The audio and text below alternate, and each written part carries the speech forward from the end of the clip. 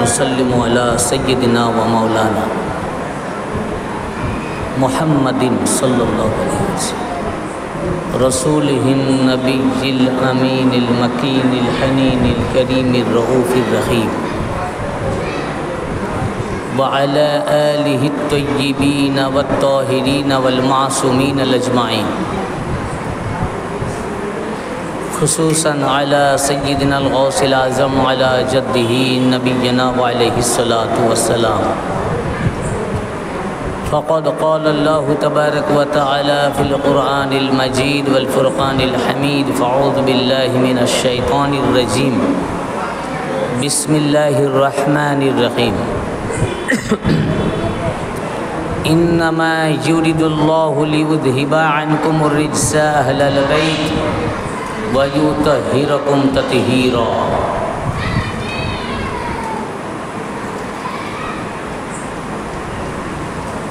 वक़ाल अल्लाहु तबारक व तआला अयदन फ़िल क़ुरआनिल मजीद वल फ़ुरक़ानिल हमीद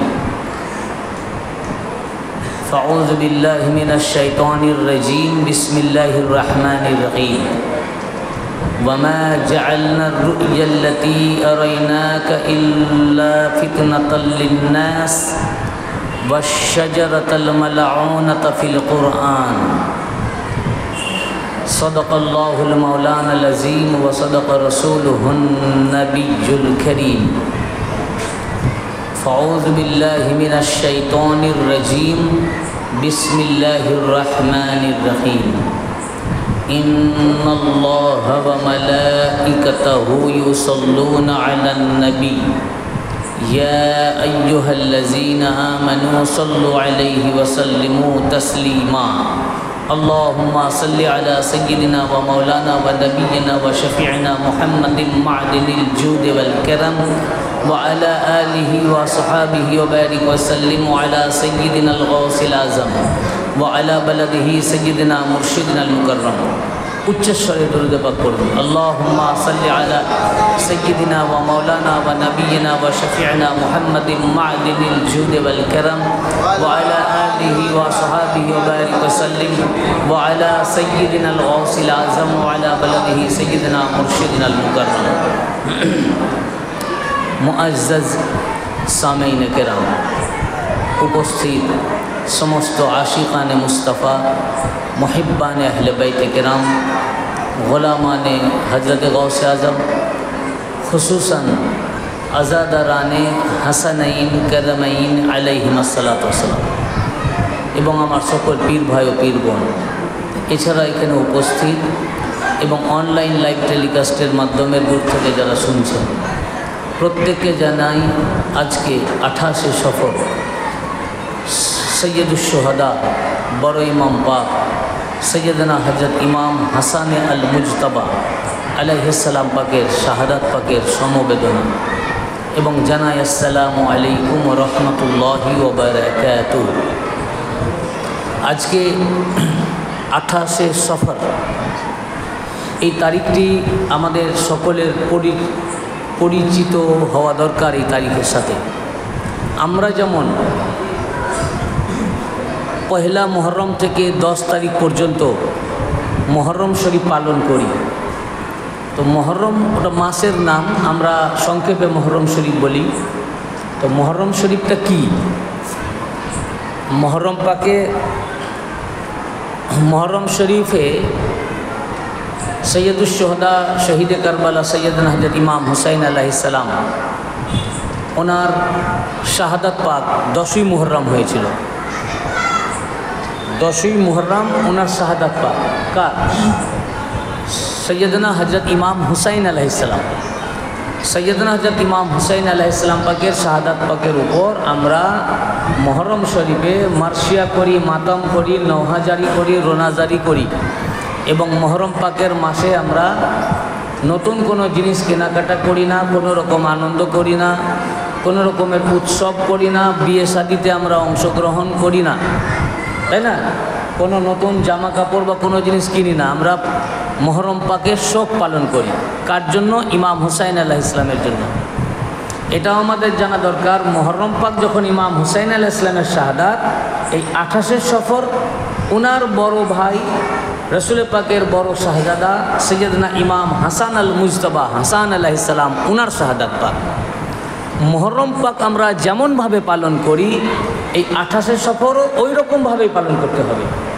মুহররম পাক ইমাম হুসাইন আলাইহিস সালামের শাহাদাত পাক গামে হুসাইন, আর 28শে সফর হচ্ছে গামে হাসান আলাইহিস সালাম, গামে হাসান, শাহাদাতে হাসান।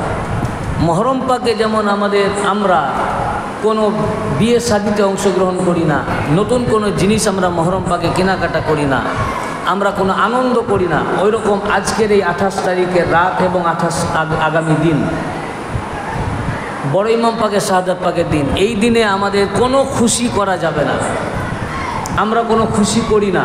এই 28শে সফরেও মুহররম পাকের ন্যায় আমরা আনন্দ করি না, কোনো বিয়ে শাদিতে অংশগ্রহণ করি না, আমরা নিজেরা বিয়ে শাদি দিই না, কারো বিয়ে হলে আমরা অংশগ্রহণ করি না, নতুন কোনো জিনিস কেনাকাটা করি না, কোনো ধরনের আনন্দ উৎসব ওই দিন আমরা করি না। মুহররম পাক যেমনভাবে পালন করতে হবে, এটাও সেভাবে পালন করতে হবে। কারণ রাসূল করিম সাল্লাল্লাহু আলাইহি ওয়াসাল্লাম বলেছেন, যেটা তিরমিজি শরীফের 2য় খণ্ডের 218 পৃষ্ঠায় এই হাদিসে পাক বর্ণিত হয়েছে যে আল্লাহ রাসূল সাল্লাল্লাহু আলাইহি ওয়াসাল্লাম বলেছেন, আল হাসান ওয়াল হুসাইন সাইয়্যিদা শাবাব আহলিল জান্নাহ। ইমাম হাসান আলাইহিস সালাম এবং ইমাম হুসাইন আলাইহিস সালাম দুইজনেই হচ্ছেন জান্নাতের যুবকদের সর্দার। ইমাম হুসাইন আলাইহিস সালাম যেমনভাবে জান্নাতের সর্দার, ইমাম হাসান আলাইহিস সালামের জান্নাতের সর্দার। এই জন্য মেদিনীপুর দরবার পাক এটা আল হাসানি আল হুসাইনি, আমার হুজুর পাক যারা মেদিনীপুর দরবার পাকের সাজ্জাদা নাসিন হুজুর পাক, আপনারা ওই দরবার পাকের গোলাম ও মুরিদ ও ভক্ত, তাই না? তো ওনারা কোন খানদান থেকে? ওনাদের আব্বা হচ্ছেন ইমাম হাসান আলাইহিস সালাম থেকে, আজ যার শাহাদাত পাক, আজকে জিনার শাহাদাত পাক। তা ইনাদের আব্বাজান হচ্ছেন মানে গৌসে পাকের আব্বাজান হচ্ছেন ইমাম হাসান আলাইহিস সালাম থেকে, আর ওনার আম্মাজান হচ্ছেন ইমাম হুসাইন আলাইহিস সালাম থেকে। তো গৌস পাকেও আল হাসানি হুসাইনি বলা হয় এই জন্য যে আরও আগে মানে ইমাম হাসান আলাইহিস সালামের ছেলে হাসানে মুসান্না আলাইহিস সালাম, ওনার শাদি মুবারক হয়েছিল ইমাম হুসাইন আলাইহিস সালামের মেয়ে হযরতে ফাতেমা সুগরা আলাইহিস সালামের সাথে। এই ইমাম হাসান আলাইহিস সালামের শাহজাদা হাসানে মুসান্না আলাইহিস সালাম এবং ইমাম হুসাইন আলাইহিস সালামের মেয়ে ফাতেমা সুগরা, এই দুই শাহজাদির শাদি মুবারক থেকে যে শাহজাদা পাক আসলেন তার নাম হযরত সৈয়দনা আব্দুল্লাহ আল মাহাজ আলাইহিস সালাম।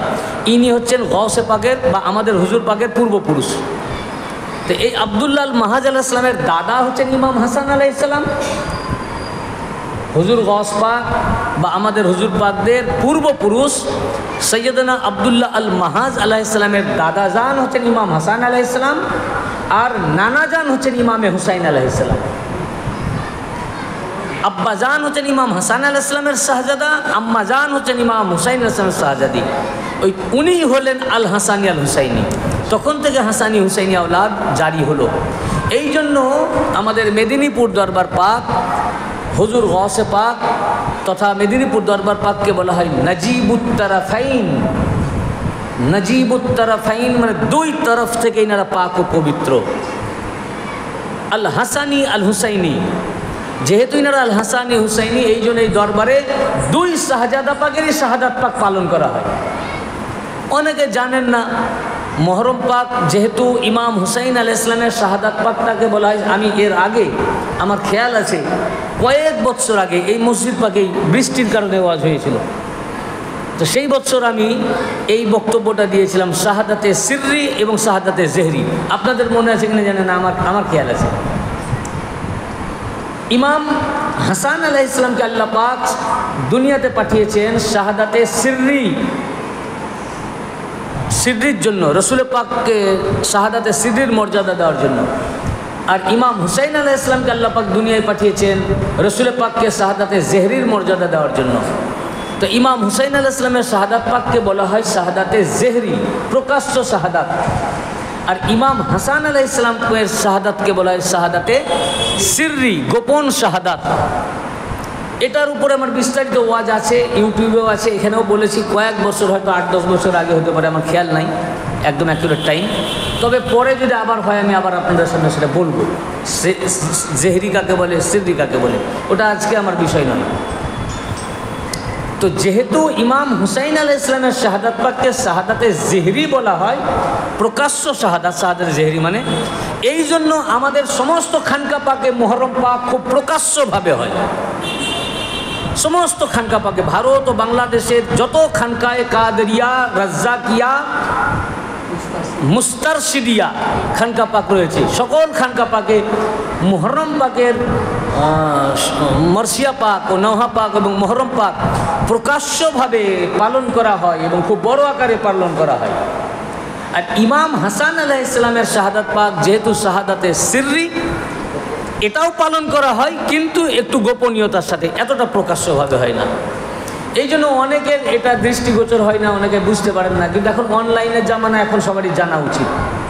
যেমন কাদোয়া মসজিদে সৈয়দা পাকে অনেক বছর ধরে বড় ইমাম পাকের শাহাদাত পাক হুজুর পাক পালন করে আসছেন, আমাদেরকে দিয়েছেন, ওখানে হয়। মারগ্রাম খানকা শরীফে অনেক বছর থেকে বড় ইমাম পাকের শাহাদাত পাক হয় এবং মার্সিয়া হয় এবং মাতাম হয়।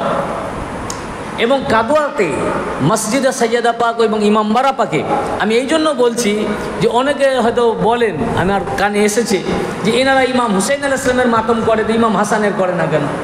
ভাই, আপনার যদি চোখ না থাকে তো আমি কি করব? ভালো করে দেখে যান, আমাদের দরবার পাক ঘুরে যান। কাদোয়া মসজিদে সৈয়দা পাকে, ইমামবাড়া পাকে অনেক বছর থেকে, যখন থেকে ইমামবাড়া পাক হয়েছে তারপর থেকেই সেখানে মুহররম পাক হয়, আর 28শে সফর বড় ইমাম পাকের শাহাদাত পাক হয়, আমি ছোট থেকে দেখছি। এবং শুধু তাই নয়, ওখানে বড় ইমাম পাকের তাবুত পাক হয়, আজকে হয়েছে। বড় ইমাম পাকের জন্য সবুজ তাবুত পাক হয়, সবুজ গিলাপ পাক দিয়ে তাবুত পাক হয়। তো ওখানে বড় ইমাম পাকের মার্সিয়া পাক করা হয়, নওহা পাক করা হয়, তাবুত পাক হয়। রাত্রেবেলায় সকল মুহিব্বিন ইমাম পাকের পুরুষ মহিলা সবাই তাবুত পাকে হাজির হন এবং মাগরিবের পর থেকে নওহা পাক করা হয়। এশার নামাজের পরে ওয়াজ নসিহত হয় বা কখনো হয় না, তারপর আবার মাতম পাক হয়, ছাতি মাতম হয়। মারগ্রাম খানকা শরীফেও হয়। তা আমাদের এই দরবার পাকে হয়। আবার আমি যে আজকে ওয়াজ করছি, এখানে এসেছি, অনলাইনে যারা শুনছেন না হয়তো বুঝতে পারছেন না এটা কোথায়। এই জায়গাটা হচ্ছে মুর্শিদাবাদ জেলার সিজগ্রাম খানকায়ে কাদেরিয়া। সিজগ্রাম খানকা শরীফেও বড় ইমাম পাকের মার্সিয়া মাতম হচ্ছে। গত বছরও তো হয়েছে না ম্যানেজার সাহেব? গত বছরও হয়েছে। এবং এখানে মাতম এরপরে ওয়াজ নসিহতের পরে এখানে মাতম পাকেরও সিলসিলা জারি হবে, মাতম পাক করা হবে। মাগরিবের পর আমাদের পরা পাকের অনুষ্ঠান হলো। তো আমাদের বড় ইমাম পাকের এটা হয়। তো আমি আমার পীর ভাইদেরকে বলবো, মুহররম পাক যেমন আমাদের জন্য শোক, বড় ইমাম পাকের শাহাদাত পাকটাও আমাদের জন্য শোক। এখন আমাদের জানা দরকার, এই যে শাহাদাত, এর আগেও একটা শাহাদাত পাক নিশ্চয়ই আপনাদের এখানেও হয়েছে হয়তো, 21শে রমজান। 21শে রমজান হয়েছে তো? তাহলে উনারও দুই ইমাম পাকের আব্বাজান মওলায়ে কায়নাত পাকের শাহাদাত পাকও আমরা করি এবং উনার শাহাদাত পাকে আমরা মার্সিয়া পড়ি, আবার মাতম পাকও করি রমজান মাসে। তো রমজান বলে আমাদের দিনে হয় বিভিন্ন খানকা শরীফে। তো 21শে রমজান মওলা আলী মুশকিল কুশা আলাইহিস সালামের মাতম পাক, উনিও শহীদ হয়েছেন। কিছুদিন আগে মুহররম পাক হয়ে গেল। আমি মারগ্রাম খানকা শরীফে, আমরা এটা খুব বড় আকারে হয়েছিল, সেখানে আমরা ওয়াজ নসিহত করেছিলাম, আপনারা শুনেছেন, ইউটিউবে রয়েছে আমার এই বক্তব্য। সেখানে আমি এর আদি ও গোড়ার দিকে গেছিলাম, যে কারবালার মর্মান্তিক ঘটনার মূল সূত্রপাত আপনারা হয়তো অনেকেই শুনেছেন। তো সেটার মূল বক্তব্য ছিল যে এই সূত্রপাতটা কোন জায়গায় হয়েছে, স্পার্কিং পয়েন্ট। ইমাম হুসাইন আলাইহিস সালাম 5 নূর পাঞ্জাতনে তাহার, পাঞ্জাতনের শেষ নূর, উনি শেষ শহীদ হলেন। তার আগে শহীদ হয়েছেন ইমাম হাসান আলাইহিস সালাম, তার আগে শহীদ হয়েছেন 21শে রমজান মওলা আলী আলাইহিস সালাম। এ পুরা খানদানকে শহীদ হতে হলো কেন, এইটা ওই বক্তব্যে তুলে ধরা হয়েছিল। তাহলে ইমাম হুসাইনকে যে শহীদ করলো ইয়াজিদ, আপনারা যেটুকু জানেন, তাহলে ইমাম হাসান আলাইহিস সালামকে শহীদ কে করলো, আর মৌলা আলী আলাইহিস সালামকে শহীদ কে করলো? ইমাম হুসাইন আলাইহিস সালামের শাহাদাতের পিছনে মূল ষড়যন্ত্র ছিল ইয়াজিদের। ইমাম হাসান আলাইহিস সালামের শাহাদাত পাকের পিছনে কে? মৌলা আলী আলাইহিস সালামের পিছনে কে? ইমাম হুসাইন আলাইহিস সালাম, আমরা যারা চিৎকার করি, বলি বিভিন্ন আলেমরা যে ওনার এজিদ হচ্ছে মূল দায়ী, এজিদ করে এজিদকে লানাত দিই, বা তার উপরে এজিদ তো আছেই, সে করেছে, অবশ্যই সে লানাতি, কিন্তু মূল এজিদ নয়। সেটাই ছিল আমার 40 পাকের ওয়াজের মূল বিষয়বস্তু। তাহলে বোঝা যাচ্ছে এর মাস্টার প্ল্যান আলাদা আছে, যে তিনজনই, প্রথমে আব্বাজান মৌলা আলী আলাইহিস সালাম, আগে রসুল পাক সাল্লাল্লাহু আলাইহি ওয়াসাল্লামের সাথে কনস্পিরেসি হয়েছে, চলেছে, তাকেও শহীদ করে দেওয়ার চেষ্টা হয়েছে। আমি এখানে বলেছিলাম গতবারে এই 16ই মুহররম পাকে এসে, যে ওনাকে শহীদ করে দেওয়ার চেষ্টা করা হয়েছিল তাবুক যুদ্ধ থেকে ফেরার সময় পাথর ফেলে। তাহলে রসুল পাককেও ছাড় দেওয়া হয়নি। তো প্রথম শহীদ করার চেষ্টা করা হয়েছিল রসুল পাককে, কিন্তু পারেনি। কেন? আল্লাহ পাক বলেছিলেন আল্লাহু ইয়াসিমুকা মিনান নাস, আমি আপনাকে মানুষের থেকে রক্ষা করব, আল্লাহ ওয়াদা করেছিলেন, কিন্তু চেষ্টা তো করেছে। তাহলে ইমাম হুসাইন আলাইহিস সালাম মূল নন, আসল রাগ মুহাম্মদে মুস্তাফা সাল্লাল্লাহু আলাইহি ওয়াসাল্লামের উপর। যে রাগটা রসুল পাকের রাগটা মৌলা আলী বড় ইমাম পাক ইমাম হুসাইন আলাইহিস সালাম পর্যন্ত গেছে, কথাটা খুব বোঝার আছে, যে রাগ ইমাম হুসাইন আলাইহিস সালাম পর্যন্ত গেছে, আসল রাগ ইমাম মুহাম্মদে মুস্তাফা সাল্লাল্লাহু আলাইহি ওয়াসাল্লামের উপর। তখন ইমাম হাসান ইমাম হুসাইন আলাইহিস সালাম এসেছিলেন, শিশু ছিলেন ওনারা। যখন রসুল পাককে শহীদ করার চেষ্টা করা হয় তখন ওনারা বালক ছিলেন, শিশু ছিলেন। তাহলে প্রথম শহীদ করার চেষ্টা করেছে তারা রসুল করিম সাল্লাল্লাহু আলাইহি ওয়াসাল্লামকে, পাহাড়ের উপর থেকে পাথর গলিয়ে শহীদ করার চেষ্টা করেছিল। আল্লাহ পাক বিজলি চমকিয়ে দিয়েছিলেন। আম্মার বিন ইয়াসসার রাদিয়াল্লাহু আনহু এবং হুযায়ফা রাদিয়াল্লাহু আনহু তাদেরকে হামলা করেছিলেন, তারা পালিয়ে গেছিল। নবী পাক তাদেরকে চিনে ফেলেছিলেন। তারা 12 জন ছিল, এই 12 জনের নাম বলেও দিয়েছিলেন এবং বললেন এই 12 মুনাফিক।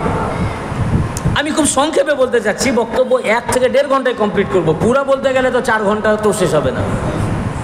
আমি 1 থেকে 1.5 ঘন্টায় আনবো এই জিনিসটাকে, যেহেতু আগে বলেছি এই জন্য আমি লিঙ্কটা ওই দিক থেকে নিয়ে আসছি, আপনাদের শোনা আছে। তো ইমাম হাসান ইমাম হুসাইন আলাইহিস সালাম এগুলো শেষ পরিণতি। প্রথম রসুল পাক সাল্লাল্লাহু আলাইহি ওয়াসাল্লামকে চেষ্টা করেছে, কিন্তু আল্লাহ যেহেতু ওয়াদা করেছেন কোরআনে আল্লাহু ইয়াসিমুকা মিনান নাস, পারেনি।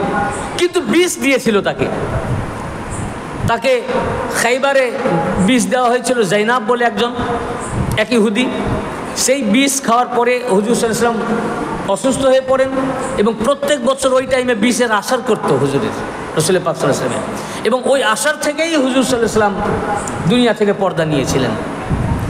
তো যাই হোক, প্রথম রসুল পাক সাল্লাল্লাহু আলাইহি ওয়াসাল্লামকে চেষ্টা করলো শহীদ করার, তারপরে চেষ্টা করলো মৌলা আলী আলাইহিস সালামকে এবং সাকসেস হলো। তারপর ইমাম হাসান, তারপর ইমামে হুসাইন আলাইহিমুস সালাম। তাহলে বোঝা যাচ্ছে এই শাহাদাতের পিছনে ইয়াজিদ নয়, মূল কনস্পিরেসি আলাদা রয়েছে।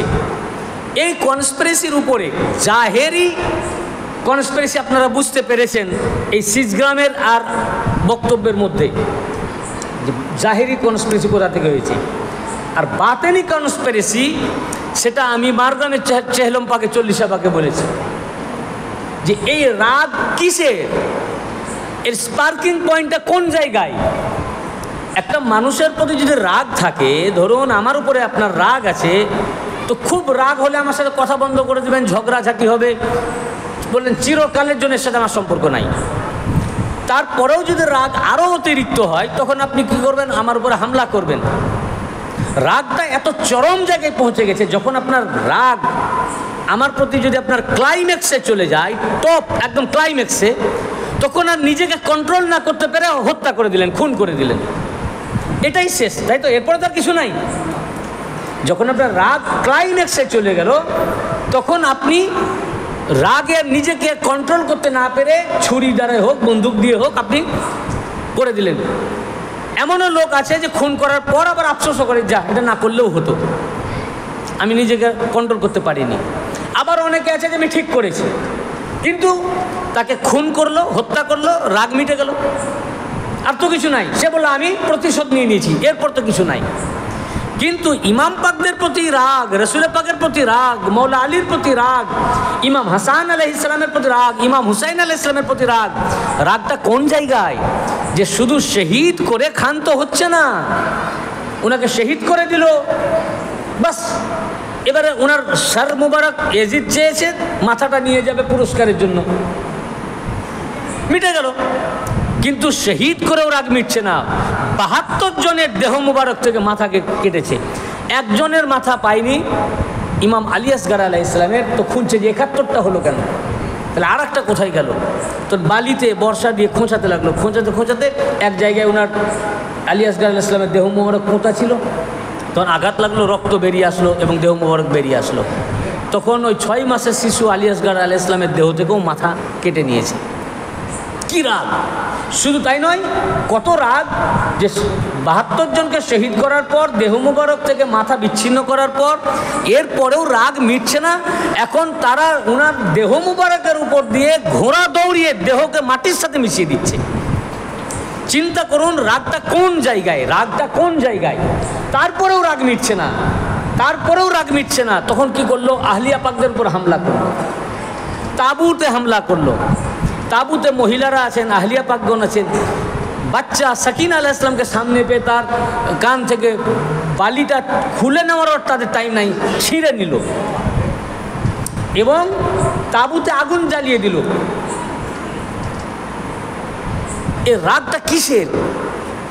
ইনসানিয়তের রাগ নয়। আজ পর্যন্ত হিস্ট্রি পর্যালোচনা করে দেখেন, আদম আলাইহিস সালাম থেকে শুরু করে আজ পর্যন্ত হিস্ট্রিতে শহীদ করে দেওয়ার পর রাগ মানুষের মিটে গেল। এইরকম ঘটনা যা কারবালায় ঘটেছে, এটা আর কোনো জামানায় কারোর জন্য ঘটেনি। ইনসান যেটা, দেখুন একটা আমি আপনাদেরকে বলি সাধারণ দিয়ে, এই যে আমাদের হুজুর পাকরা আছেন, ইনারা ইমাম পাকের আওলাদ পাক।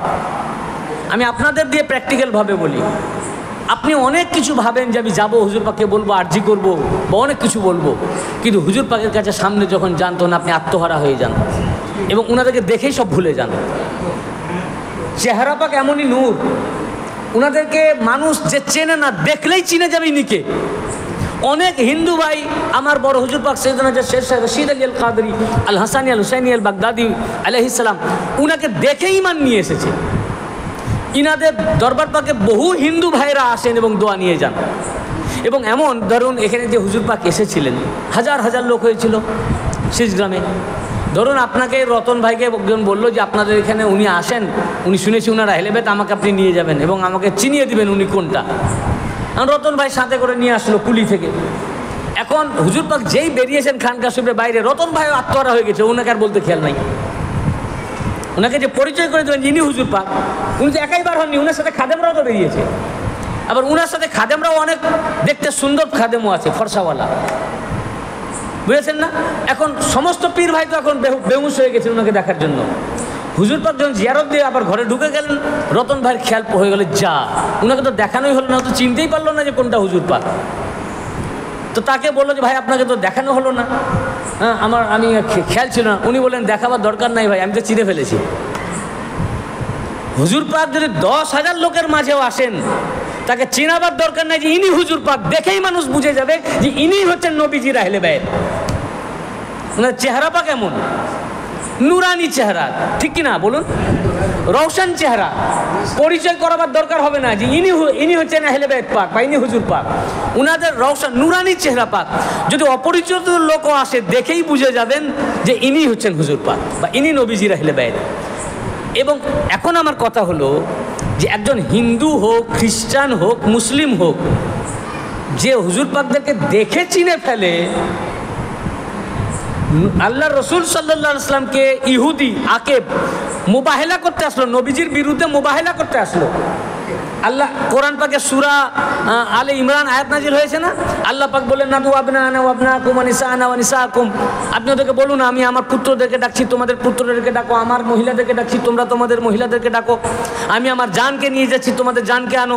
নবীজি যখন এই 5 জন সহ গেলেন, হাসান হুসেন 2 বাচ্চাকে শিক্ষা দিচ্ছেন, যখন মুবাহিলার ময়দানে গেছেন, ইহুদিরা এসে ওনার সাথে মুবাহিলা করতে, পুরো ময়দান ইহুদিতে ভর্তি, আর ইনারা শুধু 5 জন। এবং আকেব ওদের পণ্ডিত যখন এই 5 জনকে আসতে দেখলো এবং 2 বাচ্চার চেহারা মুবারক দেখলো, চিৎকার করে উঠলো এবং বলল আমরা মুবাহিলা করতে চাই না। তখন ইহুদিরা বলল যে আপনি যে মুবাহিলার জন্য আনলেন কেন চান না? তখন উনি বললে ওই আকেব ইহুদিদের পণ্ডিত যে নবীজির সাথে মুবাহিলা করতে এসছে, সেই কাফের সে বলছে যে এমনই 5টা রওশন নুরানি চেহারা দেখছি, ইনারা যদি পাহাড়কে হুকুম করেন পাহাড় এক জায়গা থেকে অন্য জায়গায় চলে যাবে। তো ইহুদি কাফের উনাদেরকে দেখে চিনে ফেলছে। আচ্ছা বলুন, নবীজির জামানায় যারা ঈমান আনলো সাহাবী যারা, তারা কি সাহাবী হয়ে জন্মগ্রহণ করেছিল? বলুন, যারা সাহাবী তারা কি সাহাবী হয়ে জন্মগ্রহণ করেছিলেন? তারা জন্মগ্রহণ করেছিল কোন ঘরে? কাফির ও মুশরিকের ঘরে। সব মূর্তি পূজক ছিলেন, তারা মূর্তি পূজক ছিলেন না। নবীজিকে দেখে ঈমান নিয়ে আসলেন, তো মুমিন হলেন, সাহাবী হলেন। একজন মুশরিক, যত মুসলমান হয়েছে নবীজির জামানায় সব নবীজিকে দেখে তারা ছিলেন কাফির ও মুশরিক। তো কাফির তক মুশরিক তক হুজুরকে দেখে চিনে ফেলেছে এবং কালেমা পড়ে সাহাবী হয়ে গেছে না। মুশরিকও হুজুরকে দেখে চিনছে, কাফের হুজুরকে দেখে চিনছে, ইহুদি হুজুরকে নবীজিকে দেখে চিনছে, আহলে বাইত পাককে। এখনো নবীজির যারা আহলে বাইত আছেন তাদেরকে গায়ের মুসলিম দেখে চিনে ফেলছে। আর কারবালায় ইমাম পাককে দেখে, বড় ইমাম পাককে দেখে তারা চিনল না কেন? চিনল না, এত জুলুম করলো।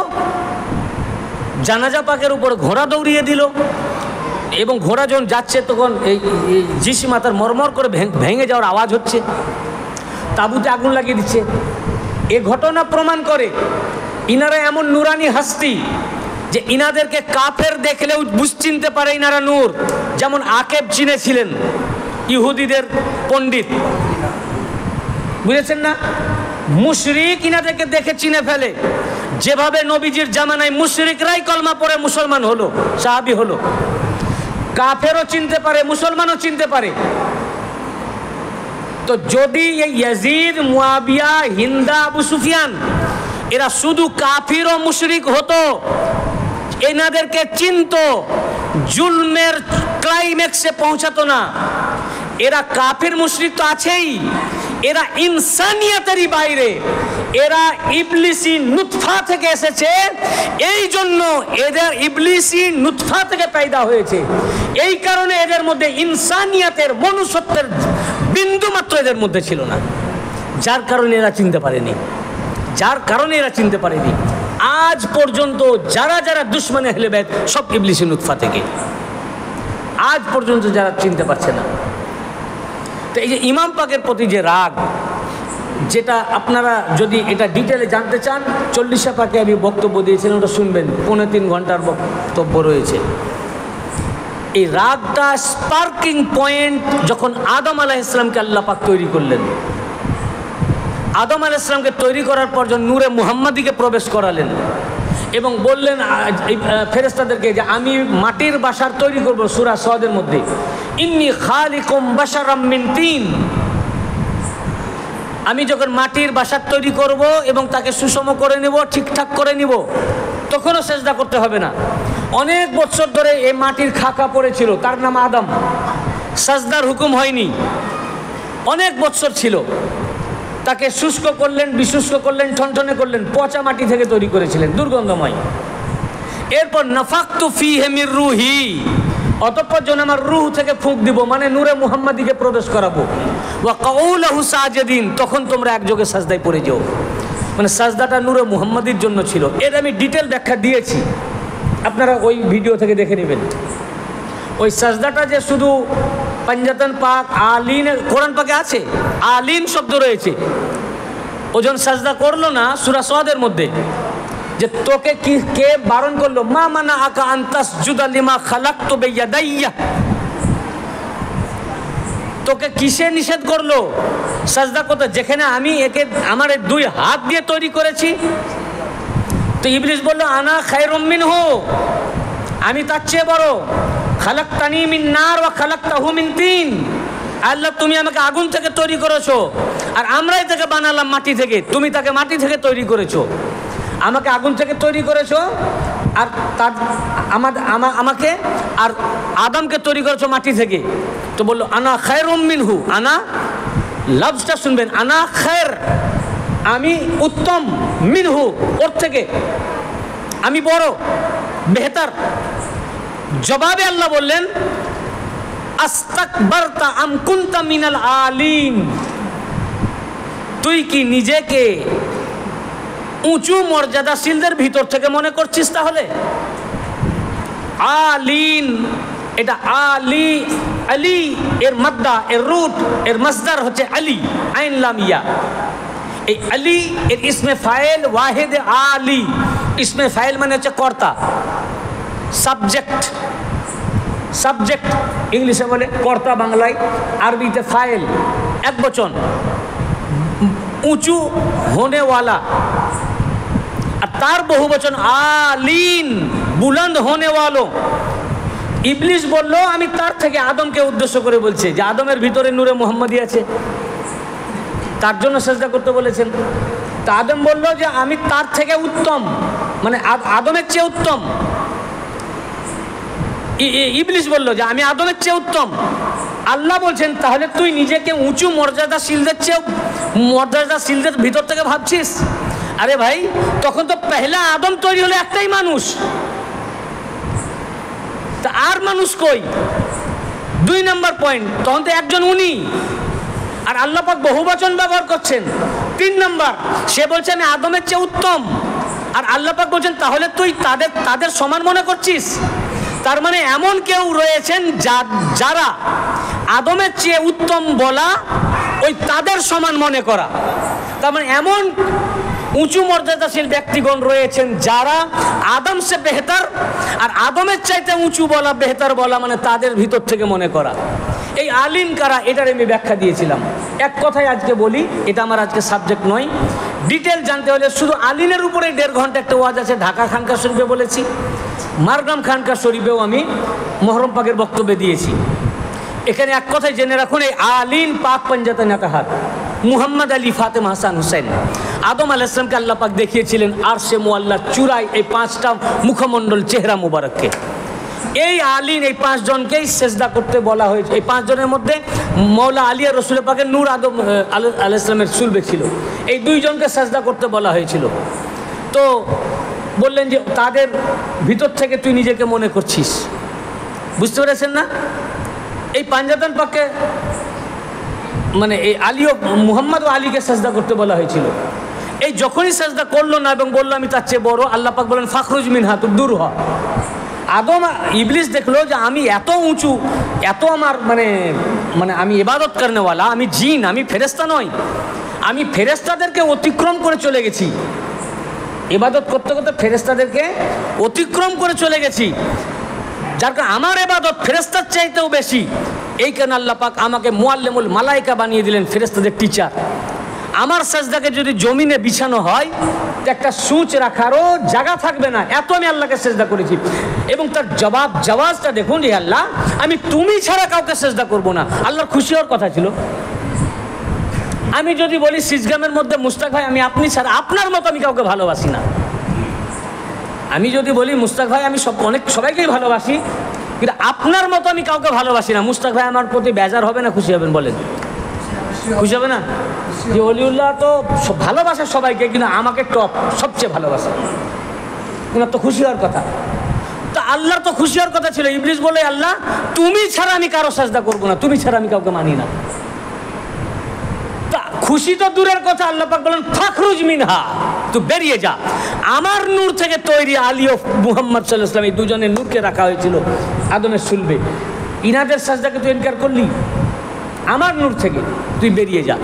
ইবলিস দেখলো আমি আল্লাহকে এত খুশি করতে চাইলাম, বড় করতে চাইলাম, আমি বললাম আমি বাশারকে সাজদা করব না, কোরআনে আয়াত পাক আছে, এবং বলল তুমি ছাড়া কাউকে করব না, এবং আল্লাহ তোমার আমি তো ইবাদতে খামতি করিনি, বরং আমার মতো ইবাদত কোনো ফেরেশতা করতে পারেনি, আমি লৌহে মাহফুজে চলে গেছি, তুমি আল্লাহ এত উঁচা আমাকে মর্যাদা দিলা, মুআল্লিমুল মালায়েকা তুমি আমাকে বানিয়ে দিয়েছো, ফেরেশতাদের টিচার বানিয়ে দিয়েছো, ইবাদতের জায়গাতেও টপ মাকামে আমাকে নিয়ে গেছো, ইলমেও টপ মাকামে নিয়ে গেছো, শুধু এই নূরে মুহাম্মাদিকে সাজদা না করার জন্য এই অবস্থা।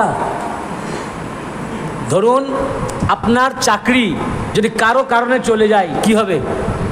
ধরুন দোষ আপনার, আপনি ঘুষ খাচ্ছেন, আপনি ঘুষ খাওয়া প্রমাণ হয়ে গেছে, এবং প্রমাণ কি হয়েছে? আব্দুর রহিম প্রমাণ দিয়ে দিয়েছে। আব্দুর রহিম বলেছে যে অমুক টিচার বা অমুক প্রশাসনের লোক ঘুষ খায়, একদম হাতে নাতে ধরিয়ে দিল ডিজিকে এনে, চাকরি চলে গেল। অন্যায় আপনি করেছেন, কিন্তু আব্দুর রহমান ধরিয়ে দেওয়ার পর কারণে কি হবে? রাগটা কার উপরে হবে? এই পশ্চিমবঙ্গ সরকারের উপরে হবে, যে চাকরি থেকে বাতিল করলো সে, না বা যে ডিপার্টমেন্টে চাকরি করছেন, হয়তো স্কুল টিচার হলে মধ্যশিক্ষা পর্ষদ, এই পর্ষদের উপরে আপনার রাগ হবে, না যে যার কারণে চাকরি গেল তার উপর রাগ হবে? বলে দাঁড়া তোকে আমি দেখে নিব, কি তোকে আমি দেখে নিব, তুই এই মধ্যশিক্ষা পর্ষদে গিয়ে তুই ই করেছিস, West Bengal board of secondary এডুকেশনে গিয়ে তুই কমপ্লেন করেছিস, আমার স্কুলের চাকরি চলে গেছে, পুরো রাগটা তার উপরে হবে। ইবলিস দেখলো আমি আল্লাহকে মানতাম, আল্লাহ খোশ ছিল আমার প্রতি, লৌহে মাহফুজে নিয়ে গেছিল, শুধু এই নূরে মুহাম্মাদিকে সাজদা না করার জন্য। এতদিন ভালোই ছিলাম, আল্লাহর ইবাদত করছিলাম, খুবই আনন্দে ছিলাম, শুধু এই মুহাম্মদ সাল্লাল্লাহু আলাইহি ওয়াসাল্লাম এবং আলীকে সাজদা না করার জন্যই যখন আমার এই অবস্থা, দেখে নিব এই মুহাম্মদের আলী আর এর আওলাদকে। পুরা রাতটাই নূরে মুহাম্মাদের উপরে আসলো। তাই ইবলিস বললো, আল্লাহ তুমি আমাকে কিয়ামত দিবস পর্যন্ত অবকাশ দাও। বললেন যা তোকে দেওয়া হলো। তখন বললো লা আকুদান্না লাহুম সিরাতাকাল মুস্তাকিম, আমি সিরাতে মুস্তাকিমে বসে পড়লাম। গির্জায় মন্দিরে নাই, সিরাতে মুস্তাকিমে আছে, যে নূরে মুহাম্মাদি আদম আলাইহিস সালামের সুলবে আল্লাহ রাখলেন, ওখানে ইবলিস বসে পড়লো। এই নূর আসতে লাগলো সুলব বাই সুলব, শীস আলাইহিস সালাম, নূহ আলাইহিস সালাম, ইব্রাহিম আলাইহিস সালাম, ইসমাইল আলাইহিস সালাম, এই যে পরপর চলে আসছে নূর, এটাই যে চেনের মাধ্যমে এই নূরটা আসছে, ইনারাই সিরাতে মুস্তাকিম। তারপরে খোদ রসুলে পাক মৌলা আলী নূর জাহির হয়ে গেলেন সিরাতে মুস্তাকিম। মদিনা শরীফ সিরাতে মুস্তাকিম, মদিনাতুল মুনাওয়ারা সিরাতুল মুস্তাকিম, জান্নাতুল বাকি সিরাতুল মুস্তাকিম, নজফ শরীফ সিরাতে মুস্তাকিম, কারবালা শরীফ সিরাতে মুস্তাকিম, বাগদাদ শরীফ সিরাতে মুস্তাকিম, আজমির শরীফ সিরাতে মুস্তাকিম, মেদিনীপুর শরীফ সিরাতে মুস্তাকিম। বলে এখানেই আমি থাকবো, দেখি মেদিনীপুরে এসে সাজদা কেমন করে করে। মেনে সাজদার জন্য যখন আমাকে এই করলেন, রাগ সাজদার উপরে, আর ইনাদেরকে করিনি বলে রাগ ইনাদের উপরে। এই কনস্পিরেসিটার উপরে আমি বলেছি, ওটা আমি আজকে বলছি না, আমি আপনাকে শুধু এখানে তুলে আনলাম ঘটনাটা।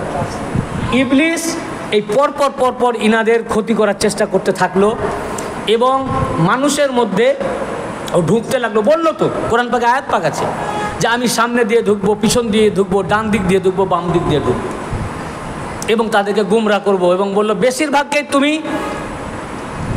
শুকুর গুজারি বান্দা পাবে না, কোরআন পাকে আয়াত পাক, সবকে আমি গুমরাহ করে ফেলবো, কিন্তু মুখলেস বান্দা খাস কিছু আছে যারা আহলে বাইতকে মাননেওয়ালা, এদেরকে আমি পারবো না, আপনাদেরকে পারবে না, এদের বাদে আমি বেশিরভাগে। তাই দেখুন বেশিরভাগই গুমরাহ, তো মেজরিটি পার্সেন্ট, তো মেজরিটি 72:1 অনুপাতে 72 দল যেটা করছে এটা গুমরাহি, এক দল যেটা করছে, কোন দল যেটা করছে সাজদায়ে তাজিম করছে, আহলে বাইতকে মানছে, মুহররম পাক মানছে, এটা ঠিক, এদেরকে পারছে না, কোন দলটাকে পারছে না।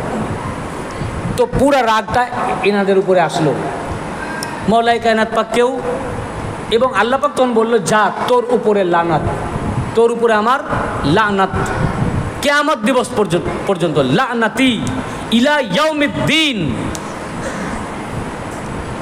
কিয়ামত দিবস পর্যন্ত তোর উপরে লানাত। আল্লাহ লানাত দিলেন, আল্লাহ কি দিলেন? লানাত দিলেন। তো পহলা লানাতি কে বলুন? সবাই বলুন, পহলা লানাতি কে? ইবলিস। তারপরে লানাতের আয়াত আছে সূরা বনি ইসরাইল আয়াত নাম্বার 60, ওয়ামা জাআলনা রুইয়াল্লাতী আরাইনাকা ইল্লা ফিতনাতাল লিন্নাস ওয়াশ-শাজারাতাল মালউনাতা ফিল কুরআন। কোরআন পাকের আয়াত। আমি কি আপনাকে দেখাইনি? আল্লাহ পাক বলছেন সেই স্বপ্ন কি আমি আপনাকে দেখাইনি যা মানব জাতির জন্য ফিতনা ছিল, এবং আপনাকে একটা লানাতি সাজারা দেখিয়েছি, বৃক্ষ দেখিয়েছি, গাছ। সাজারা বলেন না, এই পিরি সাজারা এর আবিধানিক অর্থ হচ্ছে গাছ অ্যাকচুয়ালি, আর ইস্তেলাহি মানে হচ্ছে সিলসিলা বা খানদান, বংশ, এর ইস্তেলাহি মানে। আর আবিধানিক অর্থ সাজারা মানে গাছ। তা দুইটি গাছের কথা কোরআনে আছে, একটি এই গাছের কথা বললাম সাজারা, আর একটি সাজারা আছে সাজারাতুত তাইয়্যিবা, সাজারাতুন তাইয়্যিবাতুন আসলুহা সাবিতুন ওয়া ফারউহা ফিস সামা। এটা আমাদের সাজারা পাকের উপরে এই আয়াত পাকটি লেখা আছে। তো এই সাজারাকে বলা যায় সাজারাতুত তাইয়্যিবা বা সাজারাতুল মুবারাকা। সাজারাতুল মুবারাকাও কোরআনে এসেছে। আর আরেকটি সাজারাতুল মালাউনা, তার মানে সাজারাতুত তাইয়্যিবা মানে পবিত্র সিলসিলা, যার রাসূল করিম সাল্লাল্লাহু আলাইহি ওয়াসাল্লাম জান্নাত থেকে এসেছে। এই গাছ জান্নাতে রয়েছে, কোরআন পাকে আয়াত আছে, হাদিস শরীফও আছে। দুটি সাজারা পরপর চলছে, একটা সাজারাতুত তাইয়্যিবা, এই সাজারাতুত তাইয়্যিবার মূল রাসূল পাক, আর একটা সাজারাতুল মালাউন। মালাউন লানাত থেকে, মালাউন ইসমে মাফউল মানে যাদের উপরে লানাত করা হয়েছে, যাদের উপরে মানে কর্মবাচ্য, মাফউল মানে বাংলায় হলো এটা কর্মবাচ্য, যাদের উপরে লানাত করা হয়েছে তা লানাতি। তো এই লানাতের পহলা লানাতি ইবলিস, আর এখানে বলা হচ্ছে এই লানাতি সাজারা। তাহলে এই লানাতি সাজারার শুরু হচ্ছে ইবলিস, লানাতি সাজারা শুরু ইবলিস। আর এই সাজারা আল্লাহ পাক বলছেন চলছে।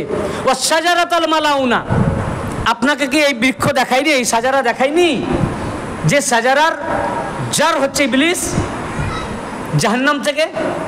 এই আয়াতের তাফসিরে আল্লামা জালালউদ্দিন, আমি সংক্ষেপে বলছি, এখানে সব আমার নোট রয়েছে, আমি ওদিকে ডিটেলে যাব না তাই, এবং আমার ইউটিউবে সাজারাতুল মালাউনার উপরে ডিটেল বক্তব্য রয়েছে আলাদা আলাদা তাফসির থেকে। আমি শুধু আপনাদের বোঝাবার জন্য, আর যদি ইউটিউবে বাইরের লোকও শুনছেন, আপনারা যদি ডিটেল জানতে চান, আমার এই সাজারাতুল মালাউনার উপরে ইউটিউবে ডিটেল বক্তব্য রয়েছে, আপনারা ওখান থেকে দেখে নেবেন। তো সাজারাতুল মালাউনার উপরে আল্লামা সুয়ুতি তাফসিরে দুররে মানসুরে, ইমাম ফখরুদ্দিন রাজি তাফসির আল কবিরে, ইমাম তাবারি তাফসির আত তাবারিতে, মুফাসসিরিনে কেরামের এক জামাত এই তাফসির এই আয়াতের উপরে লিখেছেন যে আল্লাহ রসুল সাল্লাল্লাহু শানে নুজুল, এই আয়াতটা কখন নাজিল হয়েছে, যে শানে নুজুল আল্লাহ নবী সাল্লাল্লাহু আলাইহি ওয়াসাল্লাম একদিন মেম্বার শরীফের উপর বসেছিলেন, ওনার তন্দ্রা এসে গেল। তো তন্দ্রা যখন এসে গেল, তো তন্দ্রার মধ্যে দেখছেন যে বানরের মতো আকৃতিতে কিছু লোক লাফিয়ে লাফিয়ে মেম্বারের উপরে উঠছে। তো এটা দেখে নবীজির মন খারাপ হয়ে গেল, এবং এই স্বপ্ন দেখার পর থেকে আর জীবনে প্রাণ ভরে উনি হাসেননি যতদিন হায়াত পাকে ছিলেন। স্বপ্ন ঠিক নয়, তন্দ্রার মধ্যে মেম্বারে বসে দেখেছিলেন। তো ওনাকে জিজ্ঞাসা করা হলো, ইয়া রাসূলুল্লাহ সাল্লাল্লাহু আলাইহি ওয়াসাল্লাম, আপনার কী হয়েছে, আপনার মন এত ভারী কেন? যখনই নবী পাকের মন খারাপ হলো, তখনই এই আয়াত পাক আল্লাহ নাজিল করলেন, ওয়ামা জাআলনা রুইয়াল্লাতী আরাইনাকা ইল্লা ফিতনাতাল লিন্নাস ওয়াশ শাজারাতাল মালাউনা, শাজারাতুল মালাউনাতা ফিল কোরআন। আমি কি আপনাকে স্বপ্নে দেখাইনি একটি যেটা মানুষের জন্য ফিতনা ছিল, এবং একটি লানাতি সাজারা? সাহাবায়ে কেরামরা জিজ্ঞাসা করেন, ইয়া রাসূলুল্লাহ, এই লানাতি সাজারা কি দেখেছেন আপনি তন্দ্রার মধ্যে? তখন উনি বললেন, এই লানাতি সাজারা আল্লাহ পাক আমাকে যেটা দেখিয়েছেন, সেটা আমি দেখেছি যে আমার পর বানু উমাইয়া এই মেম্বারের উপরে বানরের মতো লাফিয়ে লাফিয়ে উঠতেছে। তা আমি বানু উমাইয়াকে মেম্বারের উপরে আমার পরে লাফিয়ে লাফিয়ে উঠতে দেখেছি, আর এই বানু উমাইয়াকে আল্লাহ পাক এখানে সাজারাতুল মালাউনা বলেছেন। আর দেখিয়েছেন যেটা মানব জাতির জন্য ফিতনা, এই বানু উমাইয়া, এই সাজারা মানুষকে ফিতনা ফেসাদের মধ্যে ফেলে দিয়েছিল। এর উপরে হাদিস পাক অনেক রয়েছে, আবু দাউদ শরীফের হাদিস, ইবনে মাজাহ, যে আল্লাহ রাসূল সাল্লাল্লাহু আলাইহি ওয়াসাল্লাম বলেছেন যে আমার যুগ তৈরি হয়েছে নবুয়াত ও রহমতের ভিত্তিতে, তারপরে আসবে খেলাফত ও রহমতের ভিত্তিতে, তারপরে আসবে জুলুমবাজ রাজত্ব, তার ভিত্তিতে আসবে রাজতন্ত্র, খেলাফত নাই।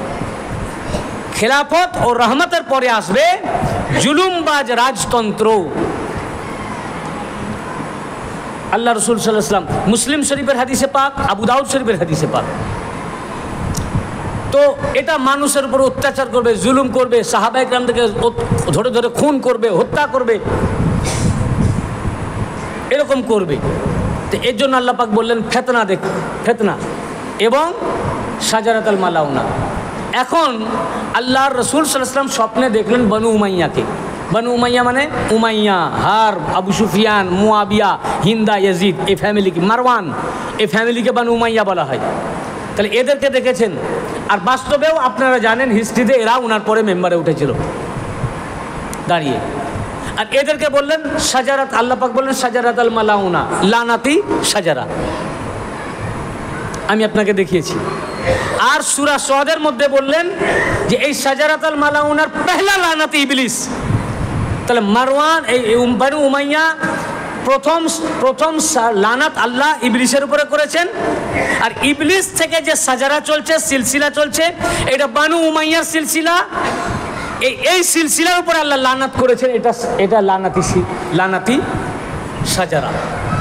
এরাই মৌলায়ে কায়নাত পাককে শহীদ করেছে, এরাই বড় ইমাম পাককে শহীদ করেছে, ইমাম হুসাইন আলাইহিস সালাম পাককে শহীদ করেছে। এই বনু উমাইয়া এর মূল মুয়াবিয়া ইবনে আবু সুফিয়ান। আমি আজ এই ঘটনাটা আমি পুরো দলিল সহ আপনাদের দিব।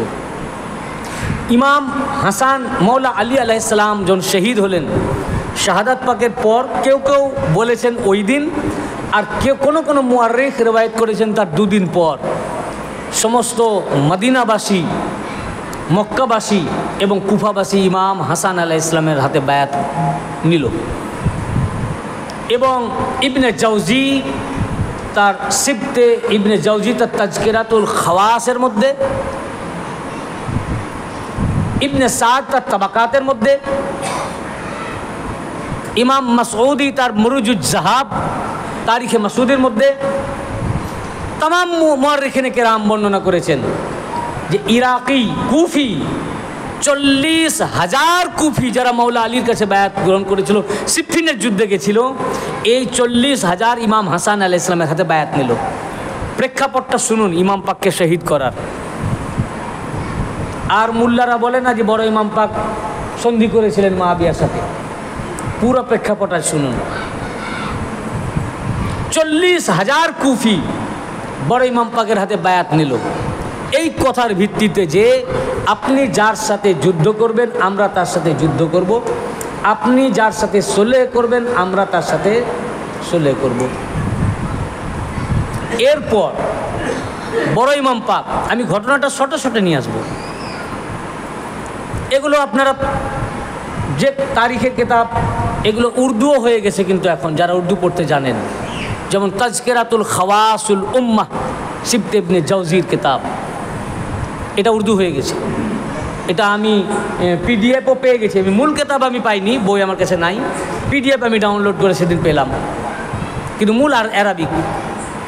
এবং সিবতে ইবনে জাওজি তাজকিরাতুল খাওয়াসের যেখানে পুরা কিতাবটাই ওনাদের শান পাকে, যেখানে যেখানে মৌলা আলীর নাম, ফাতেমার নাম, হাসান ও হুসেন আলাইহিস সালামের নাম, প্রত্যেক জায়গায় ওনাদের নাম পাকে আলাইহিস সালাম লিখেছেন। যদি কেউ দেখতে চান আমার এখানেই রয়েছে ট্যাব মোবাইলে। এবং আমার চোখে এখনো পর্যন্ত পুরা কিতাব মুকাম্মাল আমি কয়েকবার পড়েছি এই তাজকিরাতুল খাওয়াস।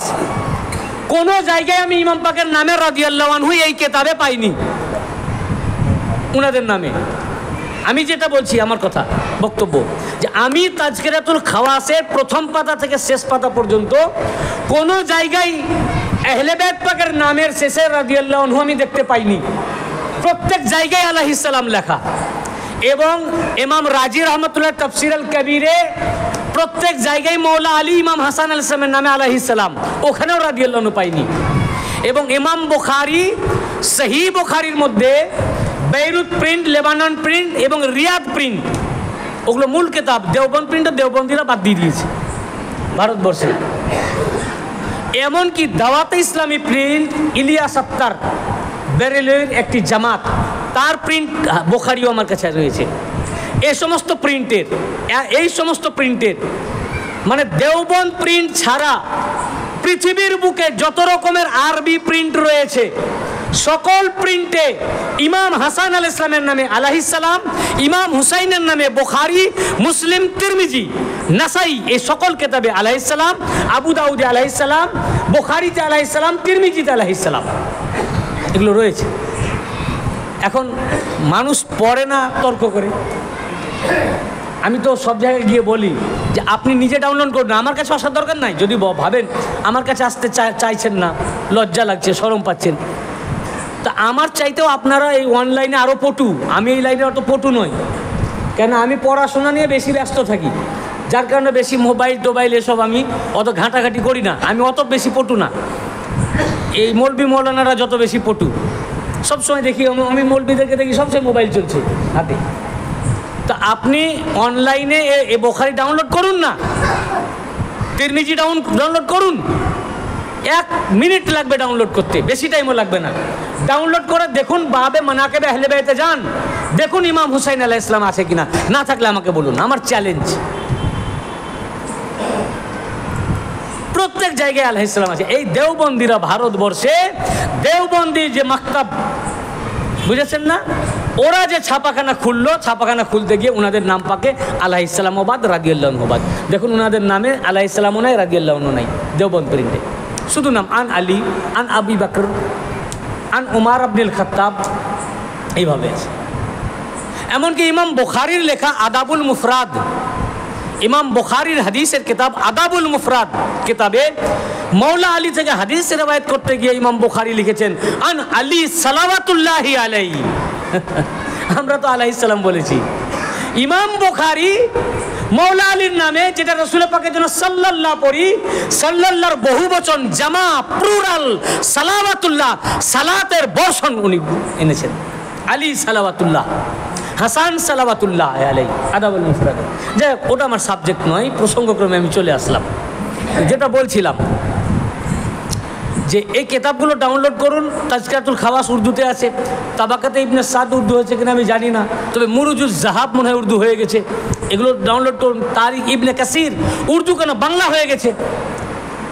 আল বিদায়া ওয়ান নিহায়া বাংলাদেশ থেকে বাংলা করে ফেলেছে, আপনারা সবাই পড়তে পারবেন, বুঝেছেন না। তারিখুল খোলাফা বাংলা হয়ে গেছে। তা আপনারাও ভাই একটু পড়ুন, তাহলে সত্য উন্মোচন হবে ভাই। এই সমস্ত কেতাব, যে কেতাবগুলো বলছি, আমি যে ঘটনাগুলো বলছি, এই সব কেতাব থেকে বলছি, এই সমস্ত কেতাবে রয়েছে।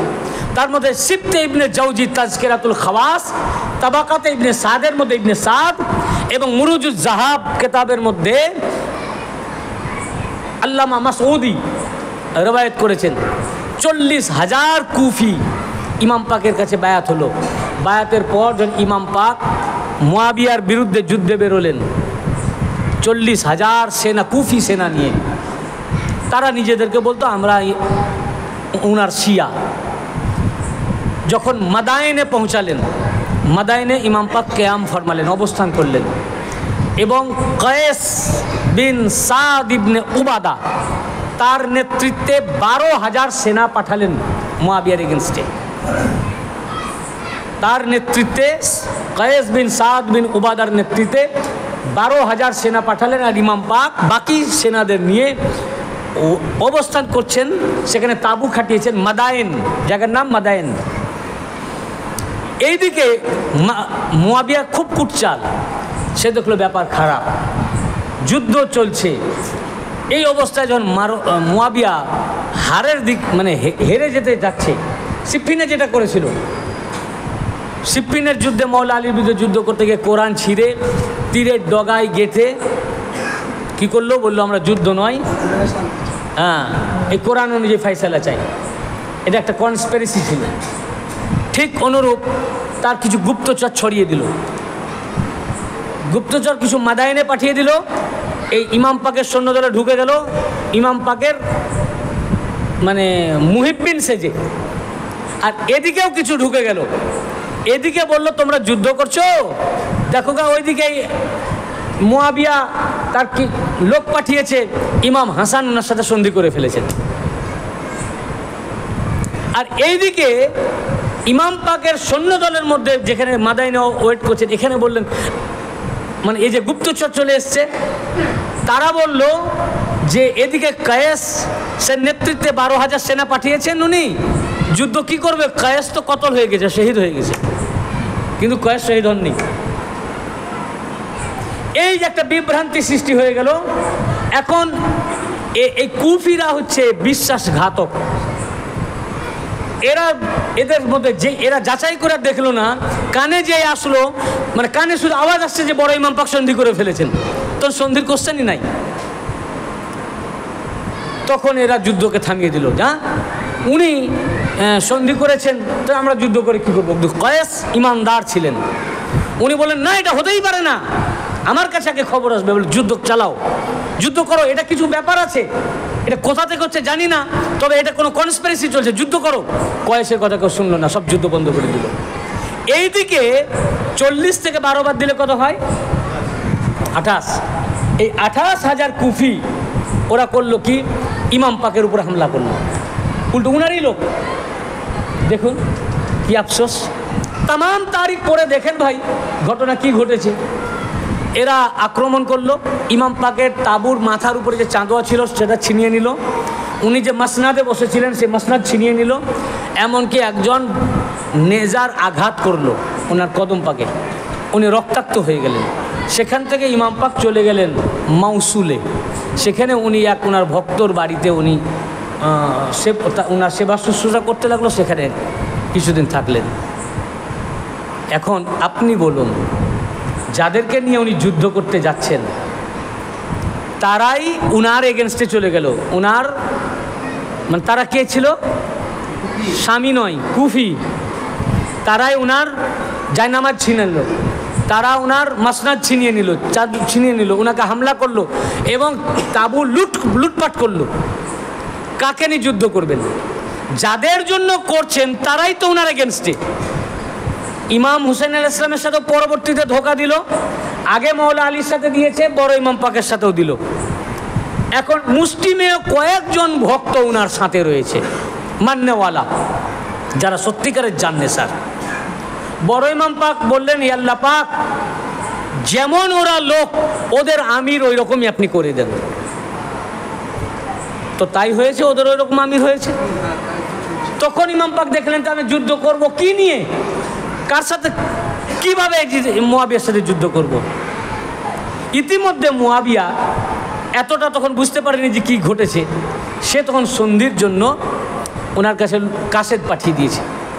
বড় ইমাম পাক দেখলেন যে এখন সন্ধি ছাড়া তার কোনো উপায়ও নাই, আমি আর কি করব। উনি সাইড কেটে গেলেন। যাদেরকে নিয়ে যুদ্ধ করবেন তারাই তো ওনার তাঁবু লুট করলো এবং ওনাকে আঘাত করলো। তারা বলতো আমরা আপনার অনুসারী, যারা বলতো আমরা আপনার ভক্ত, আমরা আপনার মান্যওয়ালা, যারা এই কথার উপরে বায়াত নিল যে আপনি যুদ্ধ করলে যুদ্ধ করব, সন্ধি করলে সন্ধি করব, তারা ওনাকে আক্রমণ করলো, আঘাত করলো।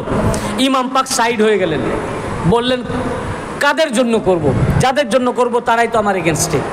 তখন তিনি সন্ধি করলেন মুয়াবিয়ার সাথে এবং বললেন কতকগুলো চুক্তিপত্র হলো, তার মধ্যে একটি চুক্তি ছিল যে তুমি সন্ধি করছি এই শর্তে যে তুমি যে মেম্বারে আমার আব্বাকে গালি দাও, এই গালি দিতে পারবে না, আমার গালি দেবে না। উত্তরে মুয়াবিয়া বলল যে আমি গালি না দিয়ে ওনাকে থাকতে পারি না, এই শর্তটা মানতে পারছি না। বাধ্য হয়ে ইমাম পাক বললেন যে ঠিক আছে, তুমি যদি গালি দেওই কিন্তু অন্তত আমার সামনে দিও না, কানে যেন না শুনতে হয়। আর কুফার বাইতুল মাল থেকে তার 5 ভাগের 1 ভাগ আহলে বাইত পাকের হক, এটা তোমাকে দিতে হবে। এগুলো সব চুক্তি করেছিল, আরও অনেক কিছু চুক্তি ছিল, কিন্তু তামাম তারিখের কিতাবে এসছে যে সন্ধি হওয়ার পর একটা চুক্তিও সে পালন করেনি। এই চুক্তি হওয়ার পর এখন তাকে উনি ছেড়ে দিলেন বড় ইমাম পাক।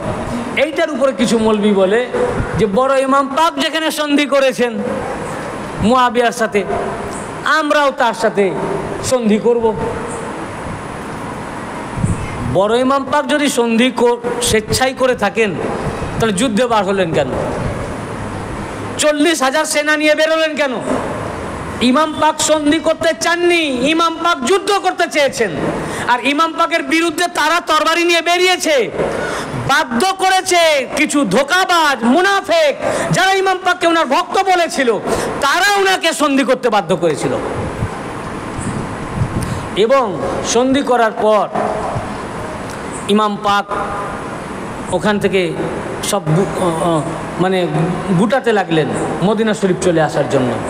তখন মুয়াবিয়ার কিছু সঙ্গী আমর ইবনুল আস, তারপরে ওয়ালিদ ইবনে উকবা, এরকম আরও কয়েকজন, তারা বলল যে আপনি ইমাম হাসান আলাইহিস সালামকে ডাকেন জিয়ারতের নাম করে, যে আমরা আপনার চলে যাচ্ছেন মদিনা শরীফ, আমরা জিয়ারত করব, দিয়ে ওনাকে আমরা অপমান করি।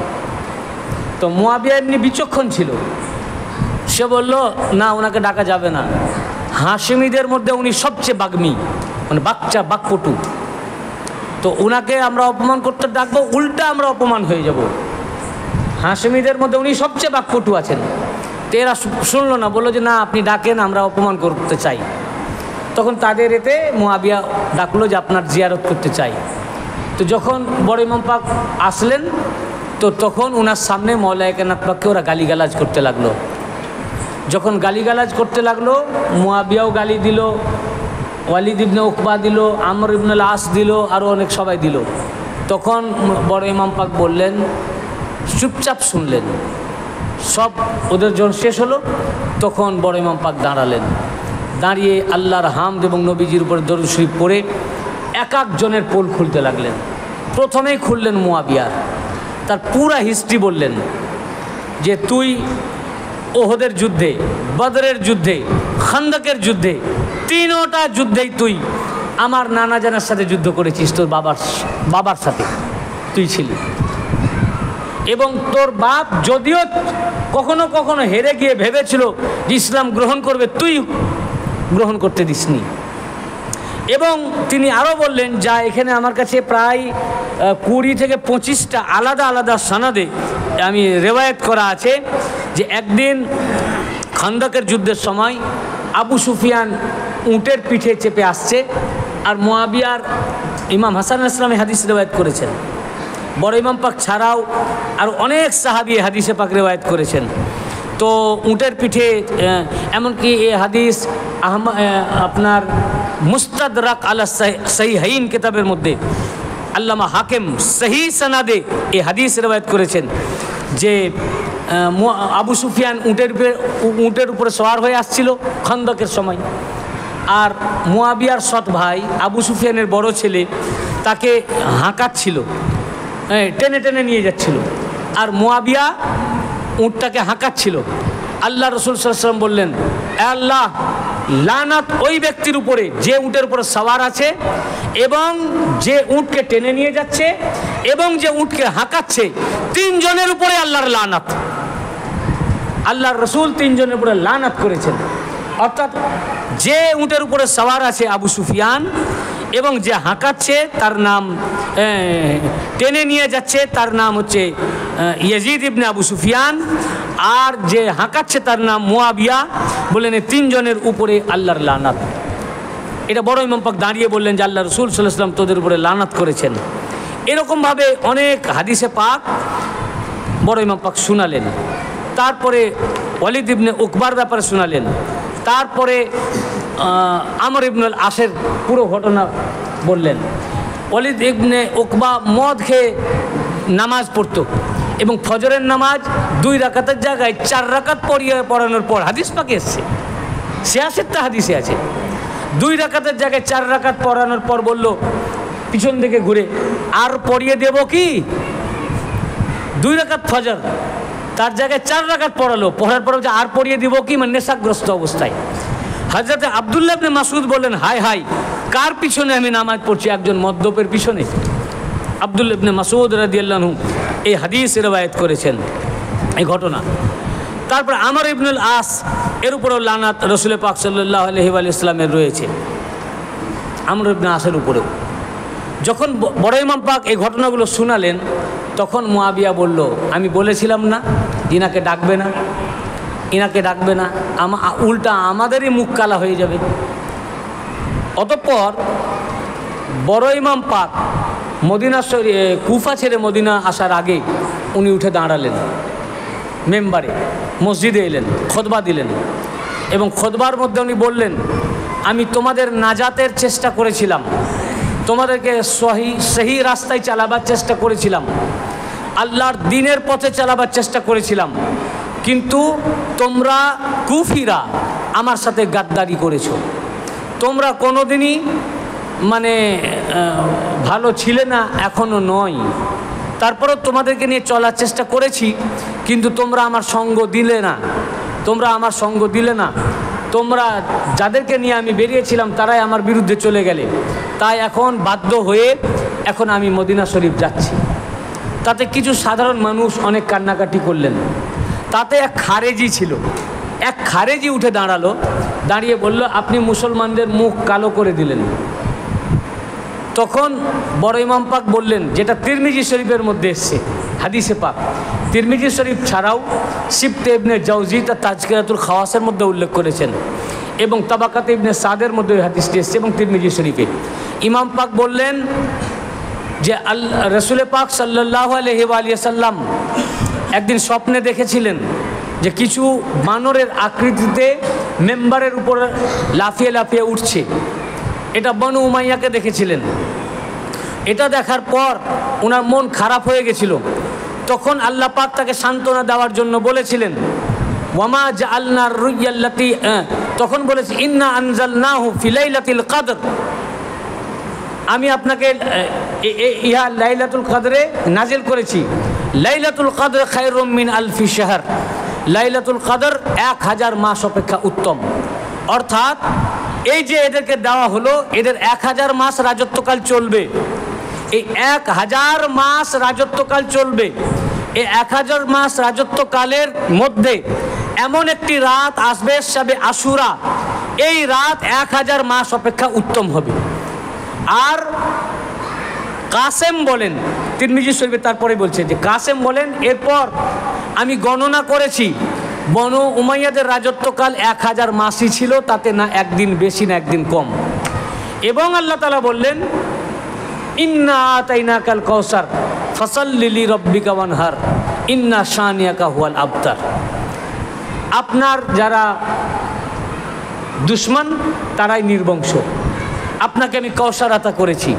অর্থাৎ এই দিনটা আসবে, এটা নবীজিকে দেখানো হয়েছিল, এটা আমার মাধ্যমে এটা আবার তাদের কাছে যাবে, যেটা নবীজি বলেছিলেন ইমাম হাসান আলাইহিস সালামকে জানুর উপরে বসিয়ে, যে ইনি সৈয়দ আছেন এবং ইনি 2 মুসলমান বিবাদমান দলের মধ্যে সন্ধি করাবেন এবং তারপরে 1000 মাস ধরে রাজত্বকাল চলবে। তো আল্লাহ পাক বলছেন, ইন্না আতাইনাকাল কাউসার, আমি আপনাকে কাউসার আতা করেছি। কাউসার মানে কাসরাতে ঔলাদ। আপনার এই 1000 মাস যে ইনাদের উপর জুলুমবাজি চলবে, কারবালা ইনাদেরকে শহীদ করা হবে, ধরে ধরে 1000 মাস ধরে আহলে বাইত পাকদেরকে শহীদ করবে, 20 দিয়ে শহীদ করবে। পরে ওনাদের কারবালার পরে ওনাদেরকে শহীদ করেছে। 12 ইমাম পাকের মধ্যে 11 ইমাম যারা এসছেন তাদেরকে শহীদ করেছে।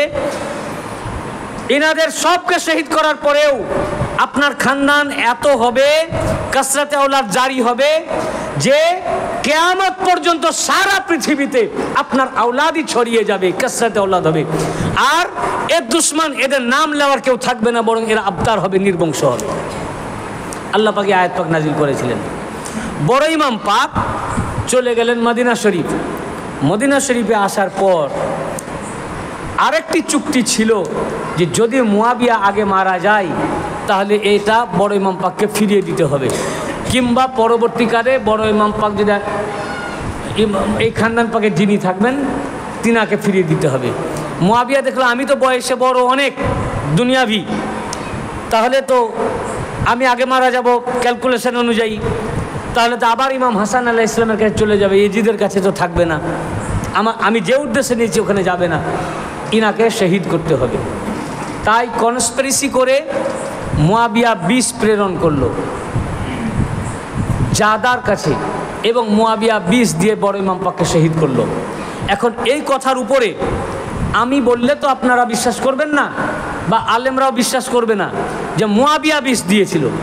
সবাই জানে যে জাদা বিষ দিয়েছে। হ্যাঁ, জাদাই বিষ দিয়েছে। জাদা বিষ কেন দিল? সে বিষ কোথায় পেল? কার কাছ থেকে আসলো? যখন কেউ হত্যা করে তার পিছনে বড় হাত থাকে। রাজীব গান্ধীকে যে হত্যা করেছিল, মালার মধ্যে বোধহয় বোম দিয়েছিল না?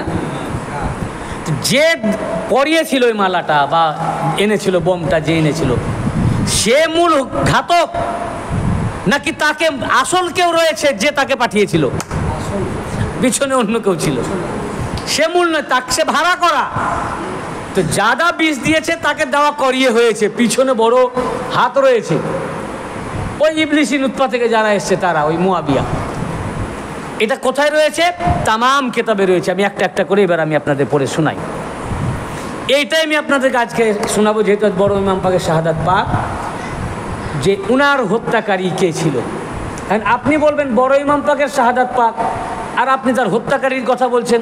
তো হত্যাকারীর কথাই তো হবে ভাই। এখানে যদি একটা মার্ডার হয়, তো যে খুন হলো, লোকে শুধু খুন হয়েছে বলবে না, কে খুন করেছে তার কথা আগে তার কথা উঠবে, এবং তার খোঁজ হবে, এবং তার তদন্ত চলবে না, কিভাবে খুন হয়েছে। তো খুনির তদন্ত দেখুন। প্রথম রেফারেন্স আমি আপনাদের দিচ্ছি, ইবনে জাউজি, সিফতে ইবনে জাউজি, তার তাজকিরাতুল খাওয়াস, বেইরুত লেবানন প্রিন্ট। আমার ল্যাপটপে রয়েছে, ট্যাবে রয়েছে, মোবাইলেও রয়েছে। কেউ দেখলে দেখতে পারেন।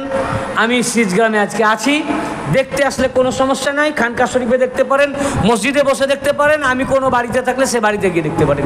তো বাড়িতে দেখলে আপনারা জানতে পারবেন না, দেখলে কোনো দোষের নাই। আপনার জানা না থাকতেই পারে, না থাকাটাই স্বাভাবিক, কারণ মুখোশ পরিয়ে রাখা হয়েছে মুয়াবিয়াকে। তো দেখবেন কি করে, জানবেন কি করে? তো মুখোশ পরে রয়েছে ভাই, কাজে আপনাদের না জানাই স্বাভাবিক। কিন্তু যেহেতু মুখোশটা আমি খুলতে পেরেছি, তাই আমি জানি। তো দেখতে আসলে দোষের কিছু নাই, আপনারা দেখতে পারেন। তাজকিরাতুল খাওয়াস, বেইরুত লেবানন প্রিন্ট, 181 পৃষ্ঠায় এর মধ্যে বর্ণনা করেছেন, বর্ণিত হয়েছে যে হযরত হাসান আলাইহিস সালামকে জাদা বিনতে আসআস কায়েস আল কুন্দি বিষ দিয়েছিল।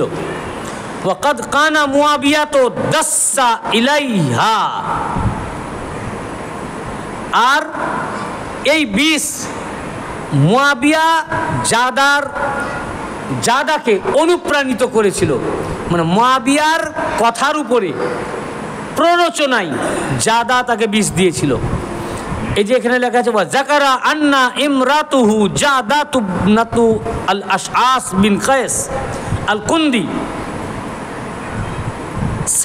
সাকাতুহু সাম্মা।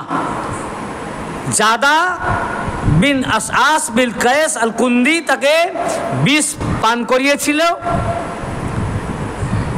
আর ওয়াকাদ কানা মুয়াবিয়া তো দাসসা ইলাইহা, আর মুয়াবিয়া এই বিষ তার কাছে প্রেরণ করেছিল।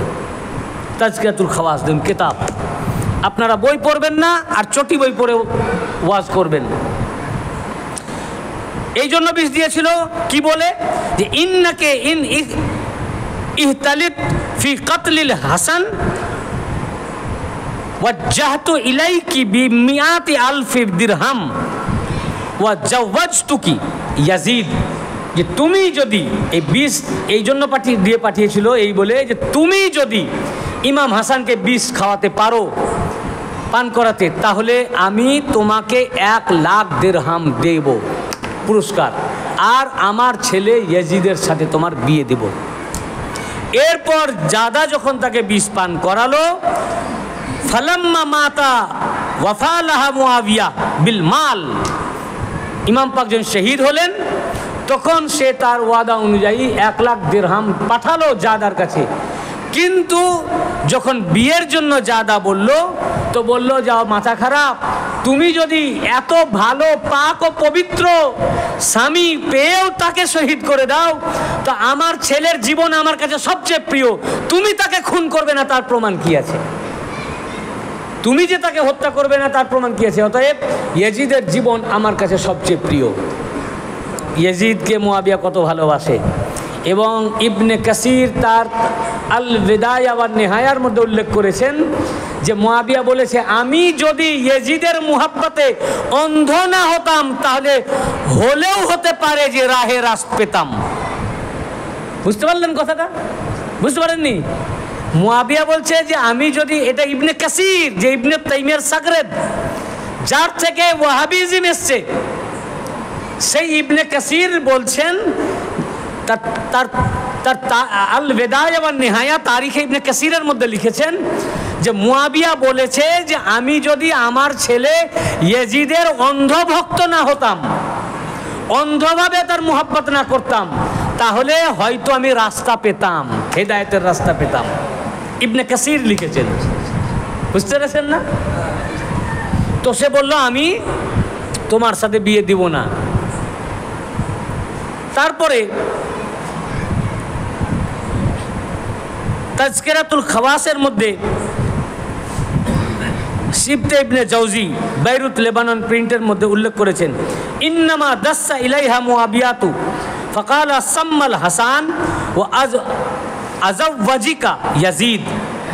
সে 20 পাঠালো মুআবিয়া, এবং মুআবিয়া এটা সাবি রেওয়ায়েত করেছেন, এবং বলল যে তুমি যদি 20 পান করাও ইমাম হাসানকে তাহলে 1 লাখ দিরহাম দিব আর ইয়াজিদের সাথে তোমার বিয়ে দিব। কিন্তু যখন উনি শহীদ হলেন তাকে 1 লাখ দিরহাম দিল, কিন্তু বিয়ে দিল না। বলল কারণ ইয়াজিদের জীবন আমার কাছে সবচেয়ে প্রিয়।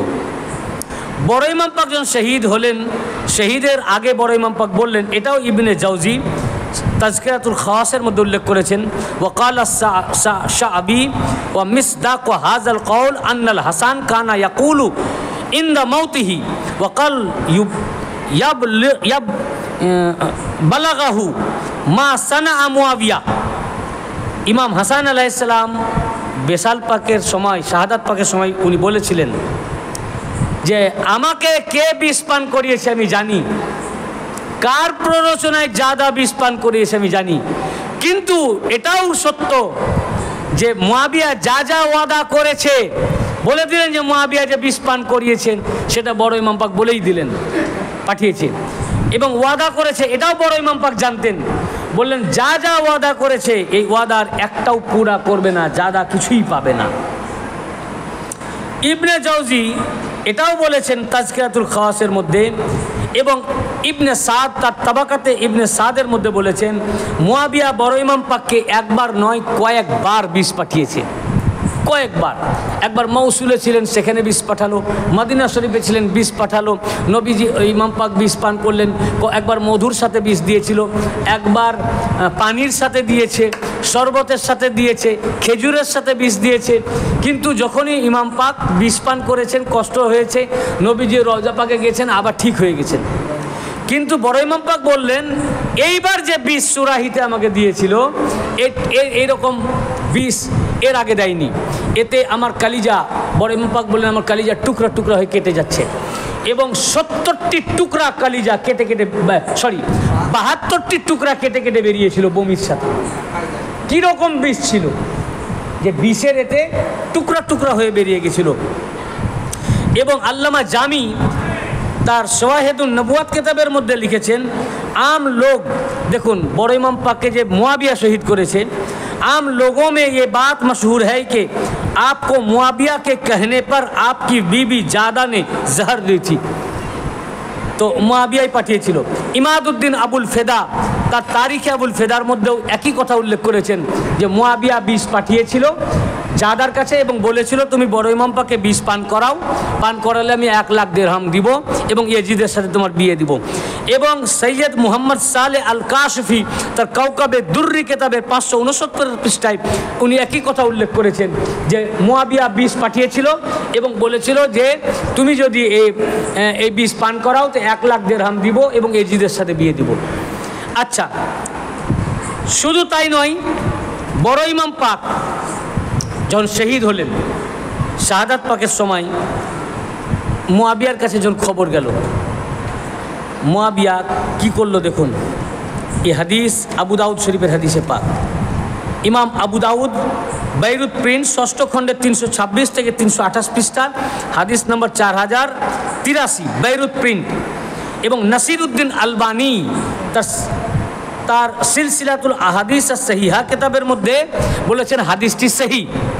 আবু দাউদ শরীফের হাদিস সহি, মানে আহলে হাদিসদের শাইখুল হাদিস নাসিরউদ্দিন আলবানী হাদিসটিকে সহি বলেছেন এবং জুবাইর আলী জাই তিনি এই হাদিসটিকে সহি বলেছেন। এই হাদিস সহি এবং আবু দাউদ শরীফের মধ্যে হাদিস শরীফটি এসছে হাদিস নাম্বার 4083। হাদিস শরীফটি হলো এই যে হযরত খালেদ বিন মাদান তিনি বর্ণনা করেন যে মিকদান বিন মাদি কারিব এবং আমর বিন আসওয়াদ দুজনেই এবং বনু আসাদ গোত্রের আরেকজন তিনজন মুয়াবিয়ার কাছে আসলো। মুয়াবিয়ার কাছে যখন আসলো তো মিকদাম আহলে বাইতের মুহাব্বতকারী ছিলেন। তো মিকদামকে মুয়াবিয়া বলল, কি বলল মুয়াবিয়া বলল যে মিকদামকে, এই মিকদাম তুমি কি জানো যে ইমাম হাসান আলাইহিস সালাম শহীদ হয়ে গেছেন? ফাকালা মুয়াবিয়া ইবনে আবু সুফিয়ান লিল মিকদাম আলিমতু আন্নাল হাসান ইবনে আলী তুউফিয়া, ইমাম হাসান আলাইহিস সালাম ইন্তেকাল করেছেন। এ কথা শুনে ফারাজ্জা আল মিকদাম, মিকদাম বললেন ইন্না লিল্লাহি ওয়া ইন্না ইলাইহি রাজিউন, ইন্না লিল্লাহ পড়লেন। যখন উনি ইন্না লিল্লাহ পড়লেন মুয়াবিয়া বলল ফাকালা লাহু আতুরাহা মুসিবা, তুমি কি ইমাম হাসান আলাইহিস সালামের ইন্তেকালকে মুসিবত মনে করো? ইমাম আবু দাউদ বলছেন ফলানুন, এক ব্যক্তি বলল। ওই ব্যক্তিটা কে? এটা পরিষ্কার ভাষায় ইমাম আহমদ ইবনে হাম্বল তার মুসনাদে সহি সনাদে बैरुत প্রিন্টের 28 খণ্ডে 426 পৃষ্ঠা হাদিস নাম্বার 17128, 17189 এত নম্বর হাদিসের মধ্যে, এবং ইমাম বুখারী তারিখুস সগীরের প্রথম খণ্ডের 111 পৃষ্ঠায়, ইমাম তাবরানী মুজামুল কবিরের 20তম খণ্ডের 636 পৃষ্ঠায় উল্লেখ করেছেন যে ফাকালা লাহু মুয়াবিয়া আতুরাহা মুসিবা, মুয়াবিয়া বলল, আবু দাউদ শরীফের হাদিস, মুসনাদ শরীফের হাদিস, ইমাম বুখারীর হাদিস, ইমাম তাবরানীর হাদিস, এতজন মুহাদ্দিসে হাদিস রওয়ায়াত করেছেন। মুয়াবিয়া বলল যে তুমি কি ইমাম হাসান আলাইহিস সালামের ইন্তেকালকে মুসিবত মনে করো? তার মানে কি মুয়াবিয়া বড় ইমাম পাকের ইন্তেকাল বা শাহাদাতকে মুসিবত মনে করে না। ইমাম বুখারী তাকে হাদিস রওয়ায়াত করেছেন, তুমি কি উনার মুহাব্বত ইন্তেকালকে মুসিবত মনে করো?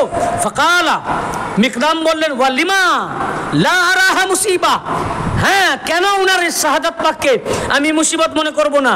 ওয়াকাদ সানাহু রাসূলুল্লাহ সাল্লাল্লাহু আলাইহি ওয়াসাল্লাম ফি হিজরিহি ওয়া ক্বালা হাযা মিন্নি ওয়া হুসাইন মিন আলী, আমি রাসূল পাক সাল্লাল্লাহু আলাইহি ওয়াসাল্লাম নিজের চোখে দেখেছি একদিন রাসূল পাক ইমাম হাসান আলাইহিস সালামকে তার কোলের উপরে বসিয়ে রেখেছিলেন এবং কোলে নিয়ে বললেন হাযা, ইমাম হাসানের জন্য বললেন হাযা মিন্নি ওয়া হুসাইন মিন আলী, ইনি ইমাম হাসান আলাইহিস সালাম আমার থেকে আর হুসাইন হচ্ছেন আলী থেকে।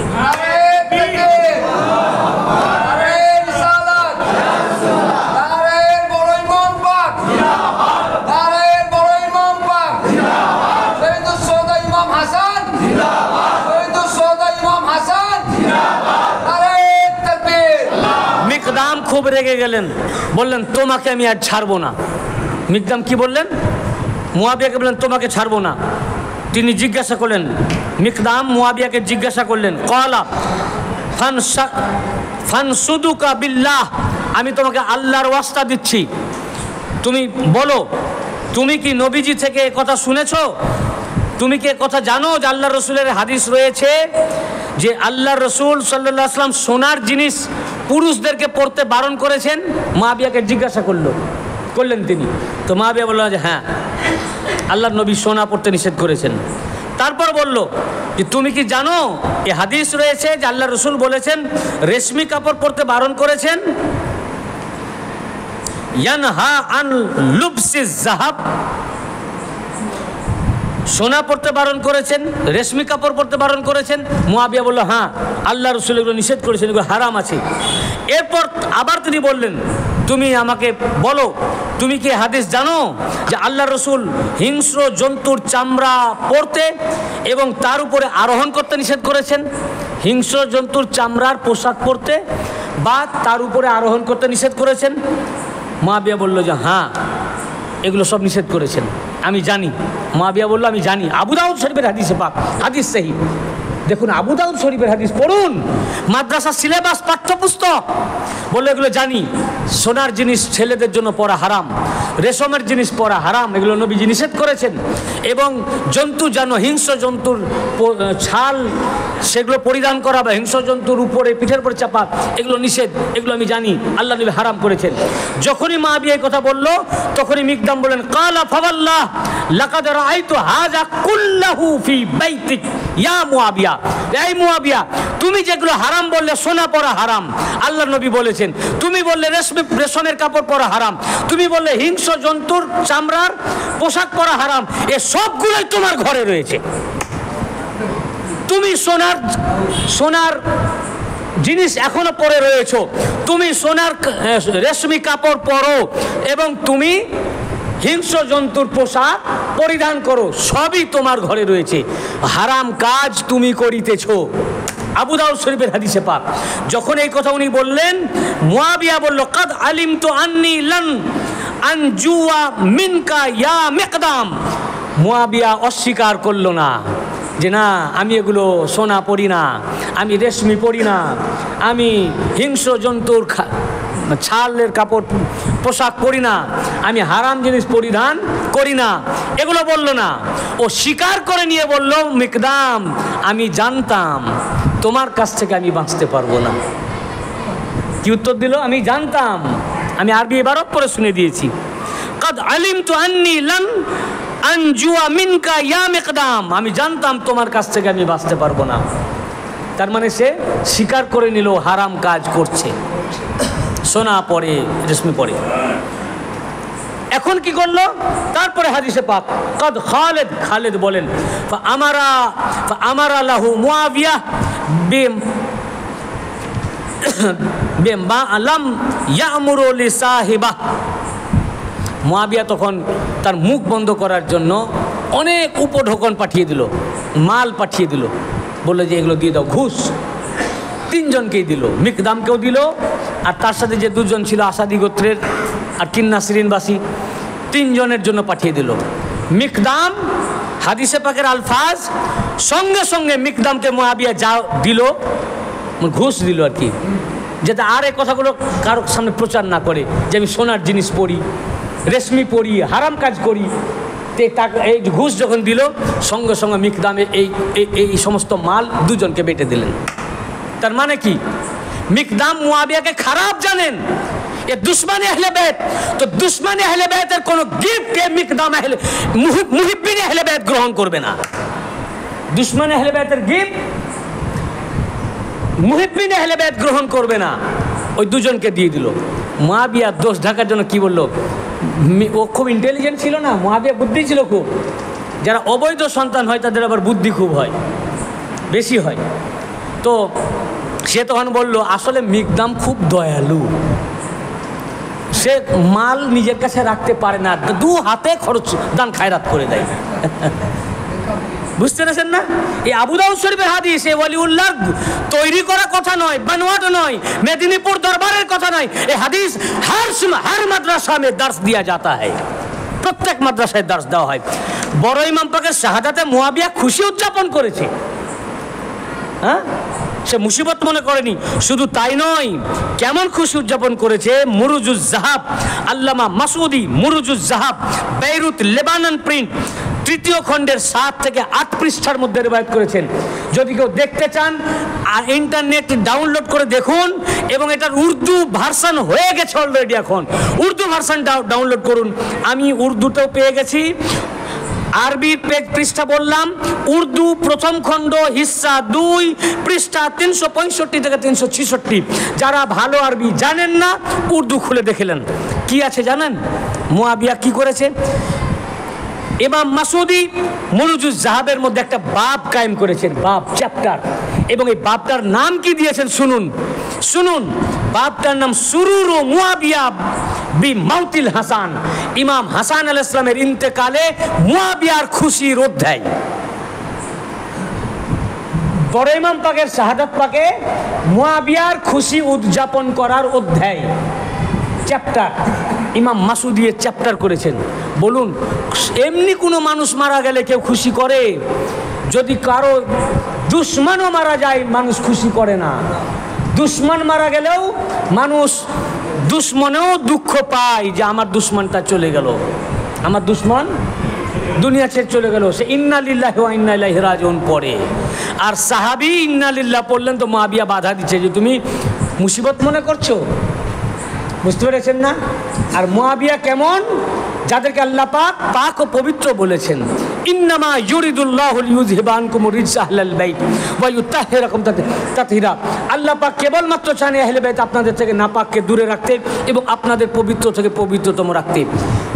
এই পাক ও পবিত্র আহলে বাইত পাকের শাহাদাত পাকে ও খুশি করছে। কি করছে? খুশি। তো আজ পর্যন্ত কিয়ামত তক একটা দল ইমাম পাকের আছে আহলে বাইতের ফলোয়ার্স, এরা কিয়ামত তক রোনা জারি করবে, মারশাও মাতম করবে। আর একটা মুয়াবিয়ার দল যে মুয়াবিয়াও খুশি করেছে, আর মুয়াবিয়ার ফলোয়ার্স আজও মুহররম পাকে বড় ইমাম পাকের শাহাদাত পাকে এরা খুশি উদযাপন করে, এরা আনন্দ করে না। এবং কি খুশি করছে দেখুন, এ রাবি হচ্ছেন হযরতে হাদিস রিওয়ায়াত করেছেন জারির মুহাম্মদ জারির আত-তাবারি, হাদিস রিওয়ায়াত করেছেন মুহাম্মদ বিন হুমায়দ আর রাজি থেকে, তিনি আলী বিন মুজাহিদ থেকে, তিনি মুহাম্মদ বিন ইসহাক থেকে, তিনি ফজল ইবনে আব্বাস থেকে, এবং তিনি বলেছেন আব্দুল্লাহ ইবনে আব্বাস রাদিয়াল্লাহু আনহু মুয়াবিয়ার কাছে একদিন গেলেন এবং উনি মসজিদে যখন উঠলেন তো দেখছেন যে রাজভবনে আল্লাহু আকবার ধ্বনিত হচ্ছে, সব সাজদা করছে। আর সেই শব্দ শুনে মসজিদেও, ওই রাজভবনের আওয়াজ শুনে মসজিদেও সবাই আল্লাহু আকবার বলে সাজদা করছে, সবাই খুশি উদযাপন করছে। এটা দেখে এক মহিলা যিনি বানু আব্দুল মুত্তালিব খানদানের ছিলেন, উনি ওখানে বসবাস করতেন, তিনি বললেন, এসে মুয়াবিয়াকে দেখা করে বললেন যে হে রাজা বাহাদুর, কি এমন খুশির সংবাদ আসলো যে আপনি এত খুশি করছেন? আল্লাহু আকবার ধ্বনিতে পুরা রাজ দরবার মুখরিত, সবাই আল্লাহর কাছে সাজদা করছেন।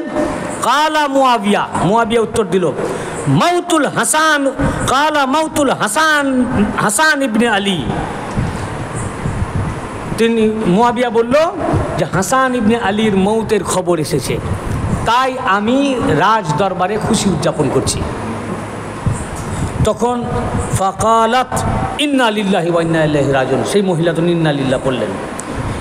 সুম্মা বাকাত, এবং এই শাহাদাত পাকের বড় ইমাম পাকের শাহাদাত পাকের খবর শুনে বানু আব্দুল মুত্তালিব আলাইহিস সালামের সেই খানদান, ওই মহিলা উনি রোনা জারি করতে লাগলেন এবং উনি বললেন ওয়াকালাত মাতা সাইয়্যিদুল মুসলিমিন ওয়া ইবনু বিনতে রাসূলিল্লাহ সাল্লাল্লাহু আলাইহি ওয়াসাল্লাম, আজ সমস্ত মুসলমানদের সরদার শহীদ হয়ে গেছেন এবং রাসূল পাক সাল্লাল্লাহু আলাইহি ওয়াসাল্লামের কন্যার শাহজাদা শহীদ হয়ে গেছেন।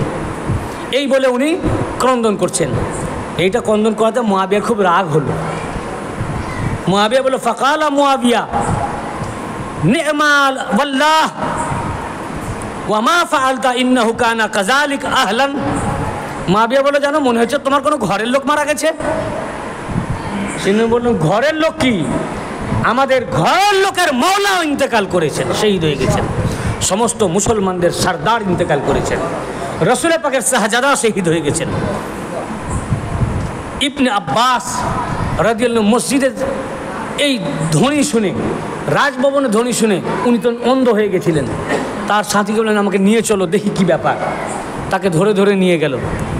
যখন মুয়াবিয়ার কাছে পৌঁছলেন তো মুয়াবিয়া তাকে বলল, হে ইবনে আব্বাস, তুমি কি খবর পেয়েছো? আলিম তো ইবনে আব্বাস আন্নাল হাসান তুয়াফা। হে ইবনে আব্বাস, আপনি কি জানেন ইমাম হাসান ওফাত হয়ে গেছে? তখন তিনি বললেন, কালা আলি জালিকা কাব্বারতা, এই জন্য তুমি তাকবীর দিচ্ছ? তো তাকবীরটা কার ছিল? আল্লাহর মাহবুবের শাহাদাত পাকে তাকবীর দিচ্ছে।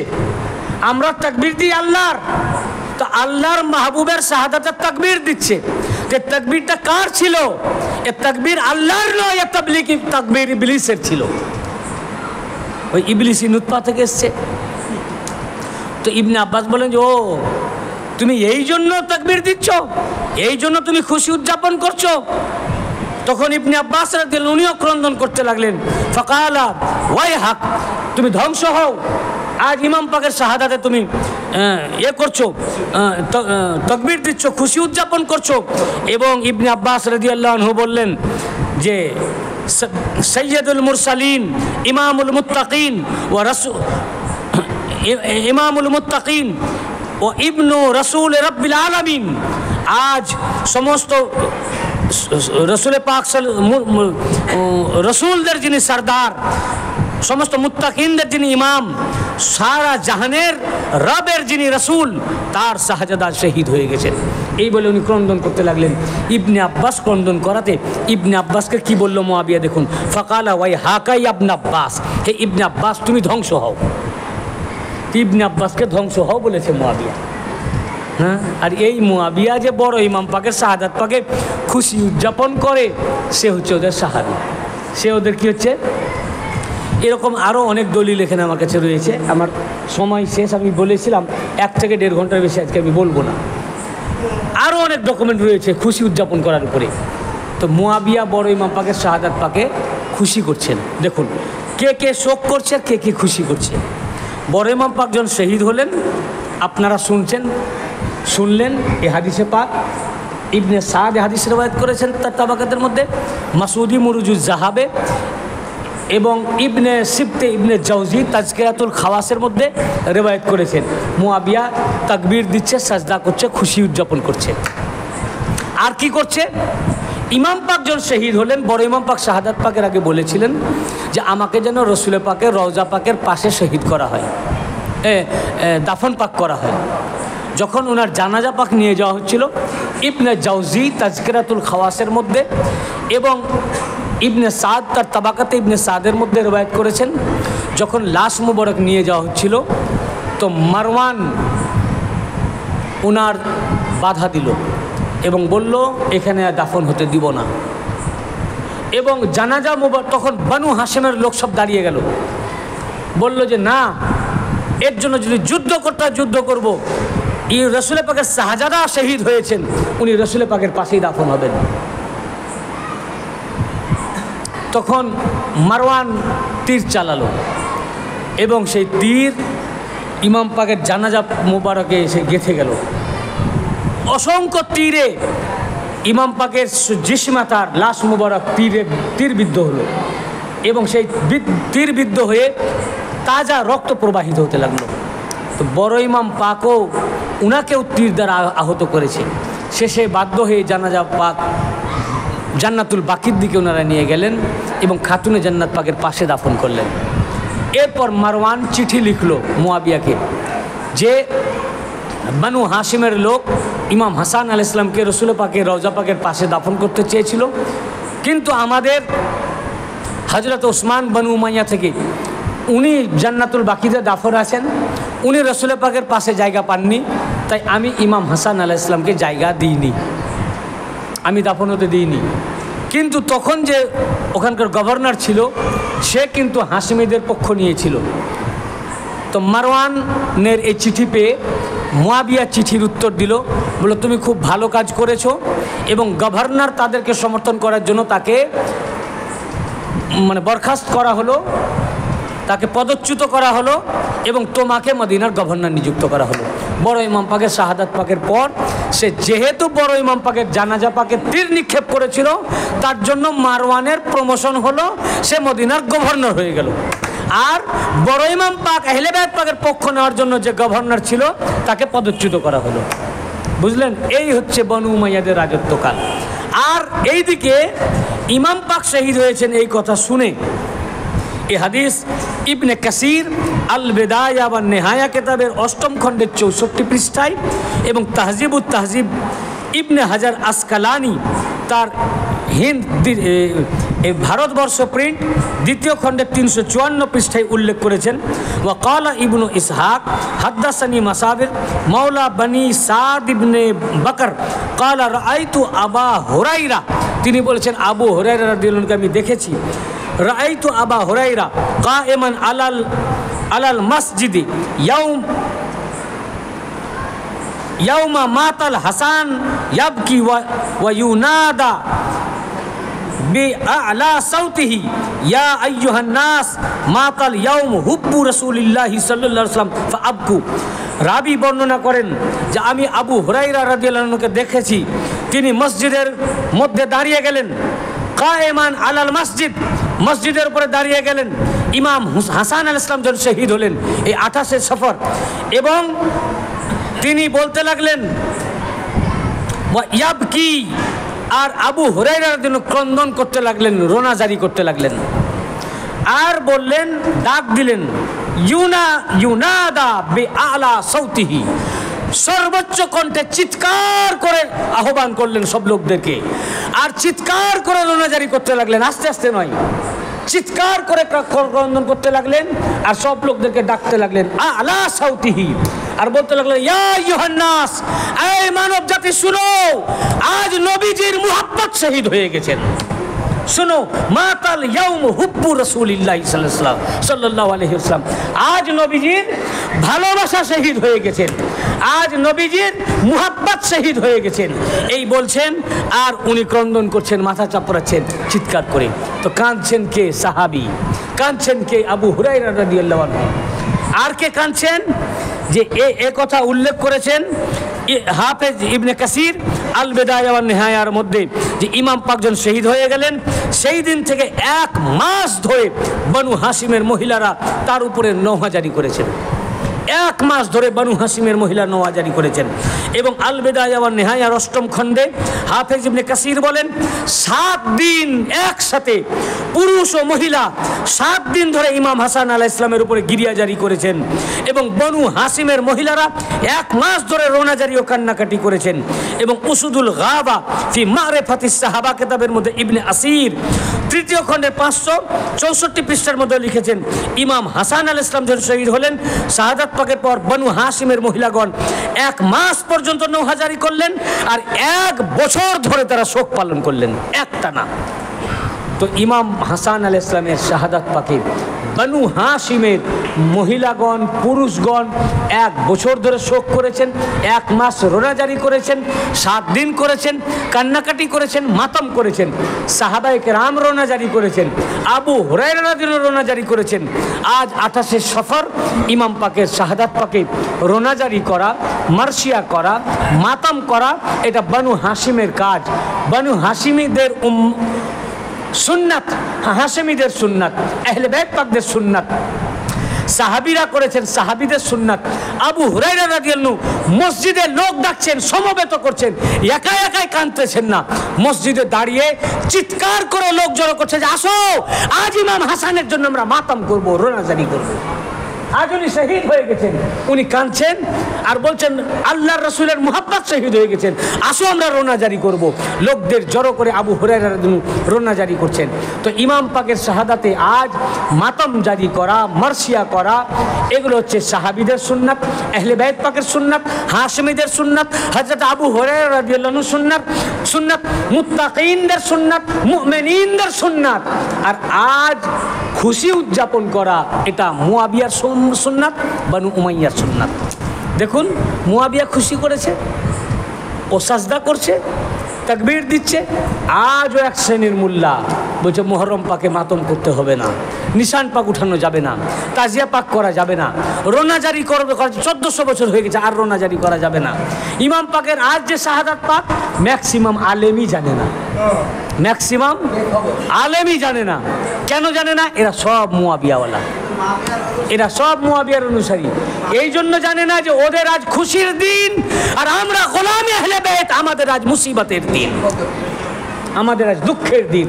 তাই আমরা এখন আমাদের ওয়াজের সিলসিলা খতম হবে, এরপর আমাদের মুখতাসার মাতম পাকের সিলসিলা জারি হবে।